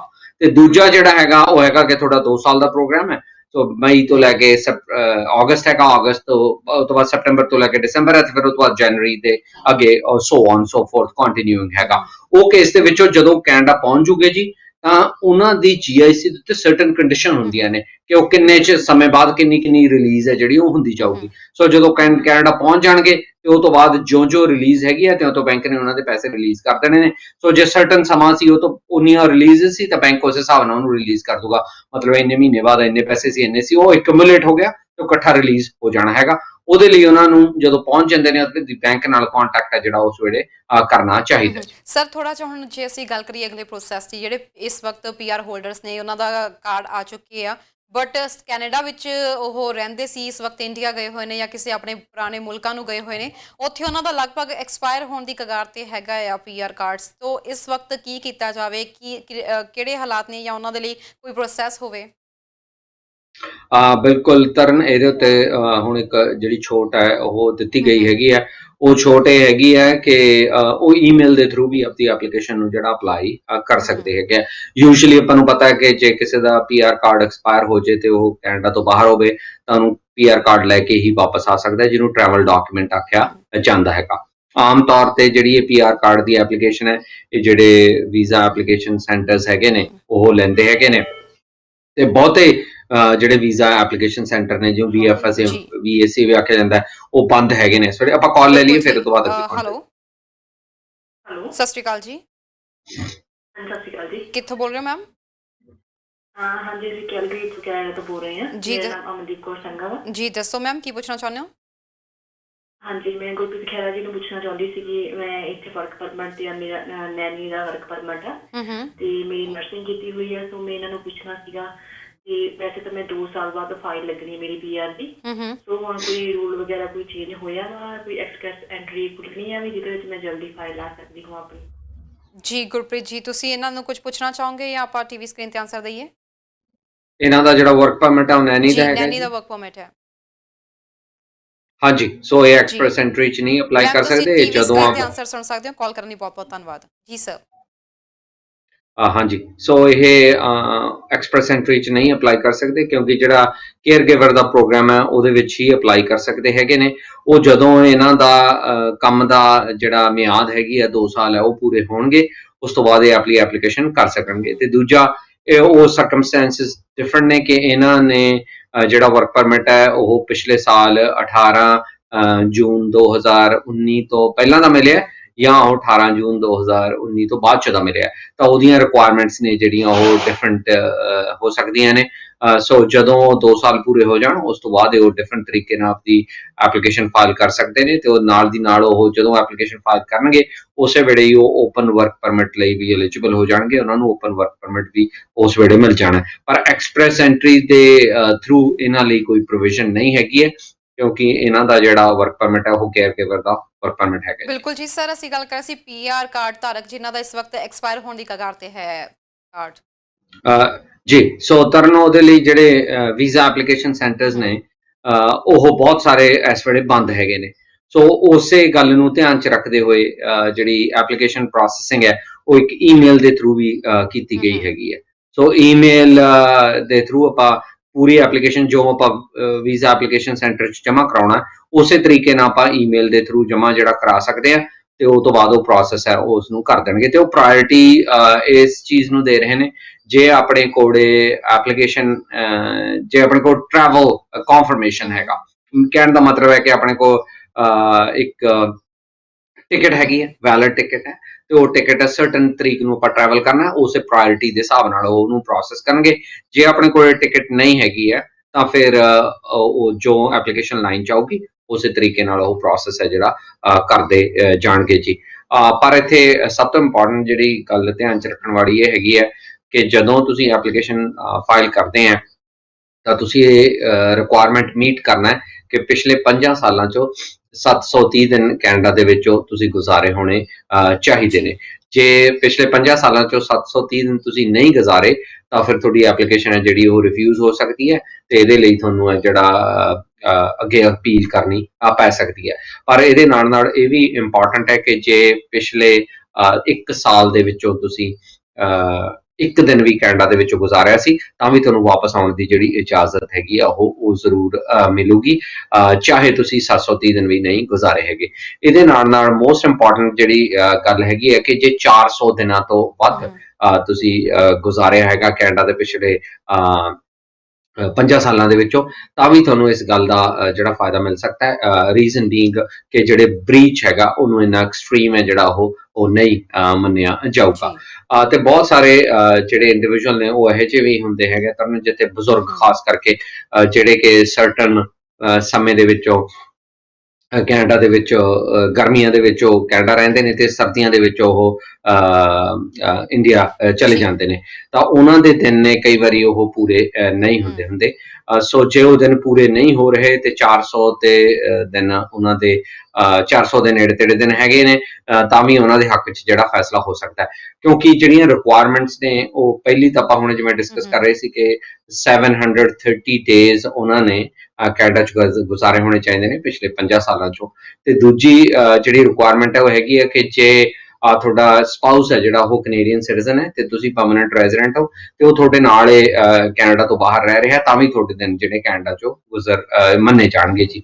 ਤੇ ਤੀਜੀ ਰਿਕੁਆਇਰਮੈਂਟ ਹੈ ਕਿ ਤੁਸੀਂ ਕੈਨੇਡੀਅਨ ਕੰਪਨੀ ਲਈ ਕੰਮ ਕਰਦੇ ਹੋ, ਪਰਮਨੈਂਟ ਰੈਜ਼ੀਡੈਂਟ ਹੈਗੇ ਹੋ ਪਰ ਜਿਹੜਾ ਤੁਹਾਡਾ ਕੰਪਨੀ ਉਹ ਕੈਨੇਡਾ 'ਚੋਂ ਤੁਹਾਨੂੰ ਤਨਖਾਹ ਦੇ ਰਹੀ ਹੈ ਤਾਂ ਵੀ ਤੁਹਾਡੇ ਦਿਨ ਕੈਨੇਡਾ 'ਚੋਂ ਮੰਨੇ ਜਾਣਗੇ। ਇਹਦੇ ਨਾਲ ਨਾਲ ਤੁਸੀਂ ਸਪਾਊਸ ਹੈਗੇ ਹੋ ਉਸ ਪਰਮਨੈਂਟ ਰੈਜ਼ੀਡੈਂਟ ਦੇ ਜਿਹੜਾ ਕੈਨੇਡੀਅਨ ਕੰਪਨੀ ਲਈ ਇੰਪਲੋਇਡ ਹੈਗਾ ਤੇ ਇਹਦੇ ਨਾਲ ਨਾਲ ਉਹਨੂੰ ਤਨਖਾਹ ਕੈਨੇਡਾ 'ਚ ਮਿਲਦੀ ਹੈ ਤਾਂ ਵੀ ਤੁਹਾਡੇ ਦਿਨ ਕੈਨੇਡਾ 'ਚ ਕੁਝ ਮੰਨੇ ਜਾਣਗੇ। ਤੇ ਇਹਦੇ ਨਾਲ ਮੋਸਟ ਇੰਪੋਰਟੈਂਟ ਹੈਗਾ ਕਿ ਹਿਊਮੈਨਿਟੇਰੀਅਨ ਕੰਪੈਸ਼ਨੇਟ ਕੰਸੀਡਰੇਸ਼ਨਸ। ਸੋ ਇਹੋ ਜਿਹੇ ਹਾਲਾਤ ਵੀ ਹੋ ਸਕਦੇ ਨੇ ਜਿੱਥੇ ਸਥਿਤੀ ਤੁਹਾਡੇ ਵੱਸ ਤੋਂ ਬਾਹਰ ਹੋ ਜੇ ਤੇ ਤੁਸੀਂ ਟਰੈਵਲ ਨਾ ਕਰ ਸਕਦੇ ਹੋ। ਉਹ ਬਹੁਤ ਸਾਰੇ ਕੰਡੀਸ਼ਨਸ ਹੋ ਸਕਦੀਆਂ ਨੇ, ਕਿਸੇ ਦਾ ਬਿਮਾਰ ਹੋਣਾ ਹੋ ਸਕਦਾ ਹੈ, ਤੁਹਾਡਾ ਕੋਈ ਰਿਲੇਟਿਵ ਸੀਗਾ ਜਿਹੜਾ ਬਿਮਾਰ ਸੀ ਤੇ ਤੁਸੀਂ ਉਹਦੀ ਟੇਕ ਕੇਅਰ ਕਰਨ ਲਈ ਉੱਥੇ ਗਏ ਹੋ ਸਕਦੇ ਹੋ, ਤੁਹਾਡਾ ਕੋਈ ਜ਼ਮੀਨ ਜਾਇਦਾਦ ਦਾ ਮਸਲਾ ਚੱਲ ਰਿਹਾ ਹੈ ਜਾਂ ਕੋਈ ਇਹੋ ਜਿਹਾ ਕ੍ਰਿਮੀਨਲ ਮਾਮਲਾ ਹੋ ਗਿਆ ਜਿਹਦੇ ਕਰਕੇ ਕੋਰਟ ਨੇ ਤੁਹਾਡਾ ਪਾਸਪੋਰਟ ਆ ਜਿਹੜਾ ਉਹ ਸਰੈਂਡਰ ਕਰਾ ਲਿਆ। ਹੁਣ ਜੇ ਪਾਸਪੋਰਟ ਨਹੀਂ ਹੈਗਾ ਤਾਂ ਤੁਸੀਂ ਕਿਵੇਂ ਟਰੈਵਲ ਜਿਹੜਾ ਉਹ ਕਰ ਸਕਦੇ ਹੈਗੇ ਹੋ।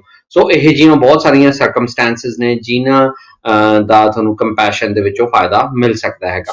ਮੋਸਟ ਇੰਪੋਰਟੈਂਟ ਜਿਹੜੀ ਗੱਲ ਹੈ ਉਹ ਇਹ ਹੈਗੀ ਹੈ ਕਿ ਤੁਸੀਂ ਪ੍ਰੂਵ ਕਰਨਾ ਹੈ ਕਿ ਤੁਸੀਂ ਪਿਛਲੇ 5 ਸਾਲਾਂ 'ਚੋਂ 730 ਦਿਨ ਕੈਨੇਡਾ ਦੇ ਵਿੱਚ ਗੁਜ਼ਾਰੇ ਨੇ। ਜੇ ਤੁਸੀਂ ਇਹ ਪ੍ਰੂਵ ਨਹੀਂ ਕਰ ਪਾਉਂਦੇ ਤਾਂ ਫਿਰ ਜਿਹੜਾ ਕੇਸ ਆ ਤੁਹਾਡਾ ਰਿਫਿਊਜ਼ ਹੋ ਸਕਦਾ ਹੈਗਾ। ਇਹਦੇ ਲਈ ਤਰਨ ਜਿਹੜੀ ਇੱਕ immigration enforcement customs enforcement system ਹੈਗਾ ਇੱਕ ਜਿਹੜਾ ਕਿ ਡਾਟਾਬੇਸ ਹੈਗਾ। ਉਸ ਡਾਟਾਬੇਸ ਦੇ ਵਿੱਚੋਂ ਆਪਣੀ ਕੈਨੇਡਾ 'ਚੋਂ ਹਰ ਐਗਜ਼ਿਟ ਐਂਟਰੀ ਨੂੰ ਲੌਗਇਨ ਕੀਤਾ ਜਾਂਦਾ ਜੋ ਰਿਪੋਰਟ ਆਪਾਂ ਨਾਲ ਲਾਉਂਦੇ ਆ ਤੇ ਫਿਰ ਉਹ ਸਰਕਾਰ ਦਾ ਦਿੱਤਾ ਹੀ ਸਬੂਤ ਹੈ ਜਿਹੜਾ 1 ਮਿੰਟ ਮੈਮ ਪਲੀਜ਼ ਹੋਲਡ ਕਰਿਓ 1 ਮਿੰਟ ਲਈ ਜੀ ਸਰ। ਸਰਕਾਰ ਦਾ ਦਿੱਤਾ ਹੀ ਸਬੂਤ ਹੈ ਜਿਹਦੇ ਤੇ ਆਪਾਂ ਨੂੰ ਪਤਾ ਲੱਗਦਾ ਆਪਾਂ ਕਿਹੜੇ ਦਿਨ ਕੈਨੇਡਾ ਤੇ ਗੁਜ਼ਾਰੇ ਸੀਗੇ। ਕਿਉਂਕਿ ਹੁਣ ਜਿਹੜੀ ਆਪਣੀ ਐਗਜ਼ਿਟ ਪਾਲਿਸੀ ਹੈ ਕੈਨੇਡਾ ਦੀ ਉਹ ਵੀ ਸ਼ੁਰੂ ਹੋਣ ਜਾ ਰਹੀ ਹੈ ਜਿੱਥੇ ਕਿ ਹਰ ਜਹਾਜ਼ 'ਚੋਂ ਜਾਣ ਵਾਲਿਆਂ ਦਾ ਟਰੈਵਲ ਮੈਨੀਫੈਸਟ ਹੈ ਉਹ ਕੈਨੇਡਾ ਬਾਰਡਰ ਸਰਵਿਸਿਜ਼ ਏਜੰਸੀ ਨੂੰ ਜਿਹੜਾ ਦੇਣਾ ਪਿਆ ਕਰੂਗਾ। ਹਾਲੇ ਤੱਕ ਇਹੋ ਜਿਹੀ ਕੋਈ ਰਿਕੁਆਇਰਮੈਂਟ ਨਹੀਂ ਸੀ ਕਿ ਜਦੋਂ ਆਪਾਂ ਕੈਨੇਡਾ ਐਗਜ਼ਿਟ ਕਰਦੇ ਸੀ ਤੇ ਸਰਕਾਰ ਨੂੰ ਇਸ ਗੱਲ ਦੀ ਖਬਰ ਹੁੰਦੀ ਸੀ। ਹੁਣ ਜਦੋਂ ਵੀ ਆਪਾਂ ਕੈਨੇਡਾ ਐਗਜ਼ਿਟ ਕਰਾਂਗੇ ਤਾਂ ਸਰਕਾਰ ਨੂੰ ਇਸ ਗੱਲ ਦੀ ਜਾਣਕਾਰੀ ਹੋਊਗੀ ਕਿ ਕੌਣ-ਕੌਣ ਕੈਨੇਡਾ ਤੋਂ ਬਾਹਰ ਜਾ ਰਿਹਾ ਹੈ। ਜੀ ਬਿਲਕੁਲ ਇੱਕ ਦਰਸ਼ਕ ਸਾਡੇ ਨਾਲ ਜੁੜ ਗਏ ਨੇ, ਪਹਿਲਾਂ ਉਹਨਾਂ ਦਾ ਸਵਾਲ ਲੈ ਲਈਏ। ਹੈਲੋ, ਸਤਿ ਸ਼੍ਰੀ ਅਕਾਲ ਜੀ, ਕਿੱਥੋਂ ਬੋਲ ਰਹੇ ਹੋ ਮੈਮ? ਕੈਪਟਨ ਤੋਂ ਬੋਲਦੇ ਹਾਂ। ਜੀ ਦੱਸੋ ਕੀ ਪੁੱਛਣਾ ਚਾਹੁੰਦੇ ਹੋ? ਮੈਡਮ ਮੇਰੇ ਨਾ ਪੇਰੈਂਟਸ ਆਏ ਹੋਏ ਆ ਇੰਡੀਆ ਤੋਂ ਵਿਜ਼ਟਰ ਵੀਜ਼ਾ ਦੇ ਉੱਤੇ। ਜੀ ਤੇ ਉਹਨਾਂ ਦੇ ਪਾਸਪੋਰਟ ਇੱਥੇ ਐਕਸਪਾਇਰ ਹੋਣ ਵਾਲੇ ਆ, ਅਪਲਾਈ ਹੋ ਜਾਣਗੇ। ਗੁਰਪ੍ਰੀਤ ਖਹਿਰਾ ਜੀ ਤੋਂ ਇਹਦੇ ਬਾਰੇ ਪੁੱਛਣਾ ਸੀ। ਜੀ ਗੁਰਪ੍ਰੀਤ ਖਹਿਰਾ ਜੀ ਉਹ ਪੁੱਛ ਰਹੇ ਨੇ ਕਿ ਉਹਨਾਂ ਦੇ ਪੇਰੈਂਟਸ ਦੇ ਪਾਸਪੋਰਟ ਐਕਸਪਾਇਰ ਹੋਣ ਵਾਲੇ ਨੇ, ਇੰਡੀਆ ਤੋਂ ਆਏ ਹੋਏ ਨੇ ਤੇ ਇਹਦੇ ਬਾਰੇ ਜਾਣਕਾਰੀ ਹਾਸਲ ਕਰਨਾ ਚਾਹੁੰਦੇ ਨੇ। ਤੁਸੀਂ ਟੀਵੀ ਸਕਰੀਨ ਤੇ ਆਨਸਰ ਦੇ ਸਕਦੇ ਹੋ। ਜੀ ਤੁਸੀਂ ਜ਼ਰੂਰ। ਟੀਵੀ ਸਕਰੀਨ ਤੇ ਆਨਸਰ ਸੁਣਿਓ ਜੀ। ਜੀ ਸਰ।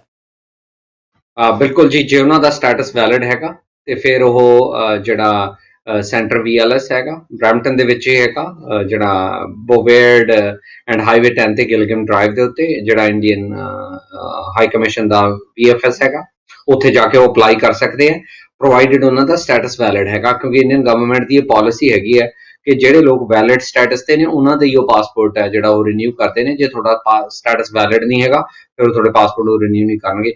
ਪਰ ਜੇ ਉਹਨਾਂ ਦਾ ਸਟੇਟਸ ਵੈਲਿਡ ਹੈ ਤਾਂ ਜਾ ਕੇ ਰਿਨਿਊ ਕਰਾ ਲੈਣ।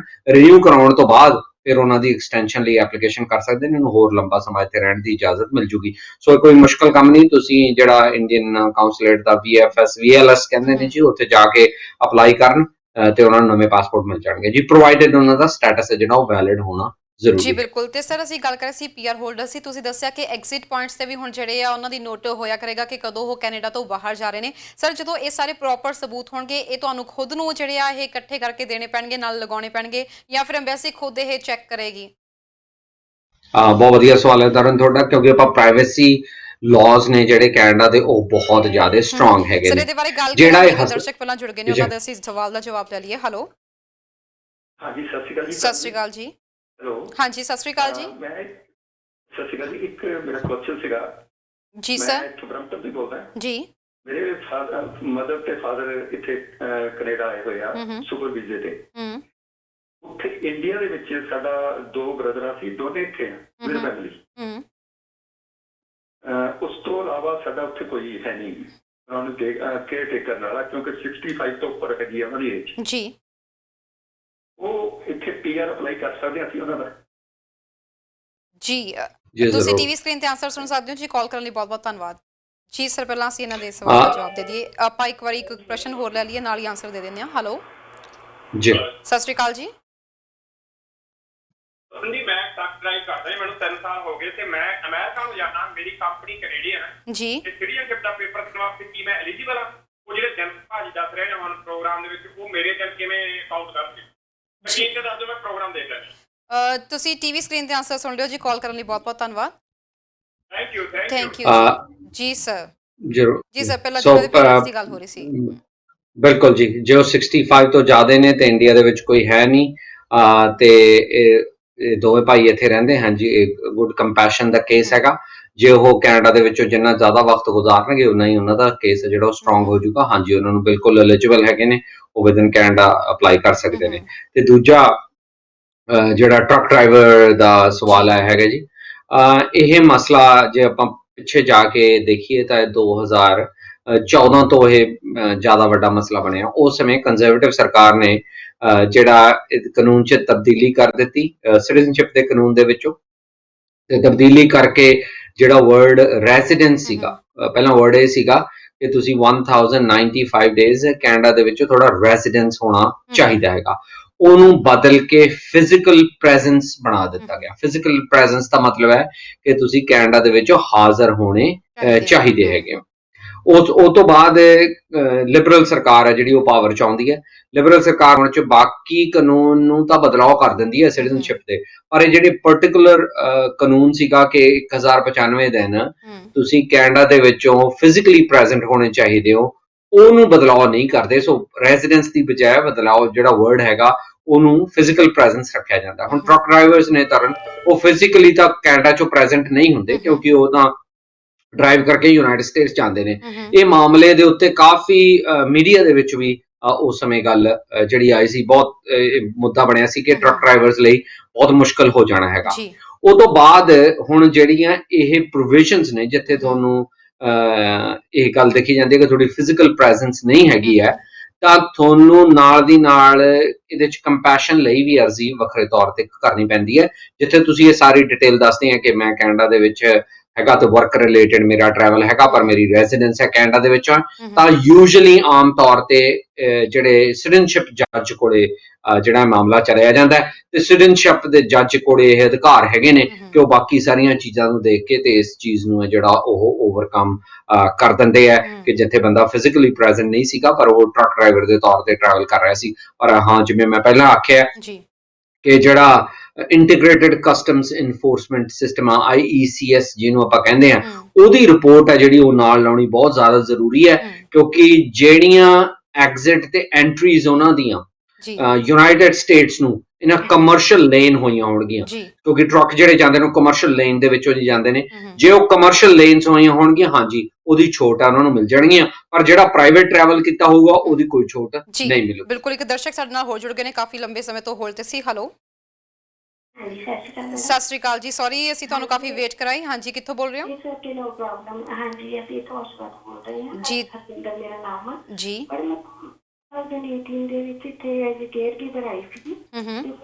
ਹਾਂਜੀ, 1 ਸਾਲ ਬਾਅਦ ਇੰਟੀਰੀਅਰ ਪਾਰਟ ਦੇ ਵਿੱਚ ਮੇਰੀ ਫਾਈਲ ਪੀਆਰ ਦੀ ਚਲੀ ਗਈ ਸੀ। ਮੈਮ ਤੁਹਾਡੀ ਆਵਾਜ਼ ਥੋੜੀ ਘੱਟ ਆ ਰਹੀ ਹੈ, ਥੋੜਾ ਸਲੋ ਐਂਡ ਥੋੜਾ ਜਿਹਾ ਉੱਚੀ ਬੋਲਿਓ, ਥੋੜਾ ਸਲੋ ਤੇ ਥੋੜਾ ਜਿਹਾ ਉੱਚੀ। ਤਰਨ, ਮੈਨੂੰ ਸਵਾਲ ਨਹੀਂ ਸਮਝ ਲੱਗਿਆ। ਵਿੱਚ ਇੱਥੇ ਐਜ਼ ਅ ਕੇਅਰ ਗਿਵਰ ਆਈ ਸੀਗੀ ਤੇ ਫਿਰ 1 ਸਾਲ ਬਾਅਦ ਇੰਟੀਰੀਅਰ ਪਾਥਵੇ ਦੇ ਥਰੂ ਮੇਰੀ ਪੀਆਰ ਦੀ ਐਪਲੀਕੇਸ਼ਨ ਚਲੀ ਗਈ ਸੀ, ਪੀਆਰ ਔਰ ਓਪਨ ਵਰਕ ਪਰਮਿਟ ਲਈ। ਤੇ ਉਸ ਤੋਂ ਬਾਅਦ ਸਡਨਲੀ ਮੇਰੀ ਇੰਪਲਾਇਰ ਦੀ ਡੈਥ ਹੋ ਗਈ ਤੇ ਫਿਰ ਮੈਂ ਮੁੜ ਕੇ LME ਨਹੀਂ ਲਈ ਜੀ। ਤੇ ਫਿਰ ਮੇਰਾ ਇਹ ਸਵਾਲ ਸੀਗਾ ਕਿ ਏਦਾਂ ਮੈਨੂੰ ਪੀਆਰ ਮਿਲ ਜੂਗੀ, ਕਿਉਂਕਿ ਮੈਂ 1 ਸਾਲ ਦੇ ਪ੍ਰੋਸੀਜਰ ਦੇ ਅੰਡਰ ਪੀਆਰ ਲਾਈ ਸੀਗੀ। ਇਹ ਜ਼ਰੂਰੀ ਤਾਂ ਨਹੀਂ ਸੀ ਕਿ ਮੈਨੂੰ 2 ਸਾਲ ਪੂਰੇ ਕਰਨੇ ਪੈਣੇ ਸੀਗੇ। ਜੀ, ਖੈਰਾ ਜੀ, ਤੁਹਾਨੂੰ ਸਵਾਲ ਸਮਝ ਆਇਆ? ਮੈਂ ਦੁਬਾਰਾ ਰਿਪੀਟ ਕਰਾਂ? ਨਹੀਂ, ਮੈਨੂੰ ਸਮਝ ਆ ਗਿਆ ਜੀ। ਤੁਸੀਂ ਇਹਨਾਂ ਨੂੰ ਕੁਝ ਪੁੱਛਣਾ ਹੈ ਜਾਂ ਆਪਾਂ ਟੀਵੀ ਸਕਰੀਨ ਤੇ ਆਨਸਰ ਦਈਏ? ਹਾਂਜੀ, ਮੈਂ ਸਕਰੀਨ ਤੇ ਆਨਸਰ ਦੇ ਤੁਸੀਂ ਸਕਦਾ। ਮੈਮ ਟੀਵੀ ਸਕਰੀਨ ਤੇ ਆਨਸਰ ਸੁਣ ਸਕਦੇ ਹੋ। ਇੱਕ ਕਾਲਰ ਹੋਰ ਜੁੜ ਗਏ ਨੇ, ਇਹਨਾਂ ਦਾ ਵੀ ਅਸੀਂ ਸਵਾਲ ਲੈ ਲਈਏ। ਹੈਲੋ, ਹੈਲੋ, ਸਤਿ ਸ਼੍ਰੀ ਅਕਾਲ ਜੀ। ਸਤਿ ਸ਼੍ਰੀ ਅਕਾਲ ਜੀ, ਕਿੱਥੋਂ ਬੋਲ ਰਹੇ ਹੋ ਮੈਮ? ਅਸੀਂ ਮੈਰਿਟ ਤੋਂ ਬੋਲ ਰਹੇ ਹਾਂ ਜੀ। ਜੀ। BC। ਮੈਂ ਤੁਹਾਨੂੰ ਪੁੱਛਣਾ ਸੀਗਾ ਕਿ ਮੇਰੇ ਪੇਰੈਂਟਸ ਇੱਥੇ ਆਏ ਹੋਏ ਨੇਗੇ, ਕਿ ਮੇਰੇ 3 ਕਿਡਸ ਨੇ, ਕਿ ਉਹਨਾਂ ਦਾ ਪੱਕੇ ਹੋਣ ਦਾ ਬਣ ਸਕਦਾ ਕੁਝ? ਤੁਹਾਡੇ ਪੇਰੈਂਟਸ ਇੱਥੇ ਆਏ ਹੋਏ ਨੇ, ਤੁਸੀਂ ਅੱਗੇ ਕੀ ਕਿਹਾ ਮੈਮ?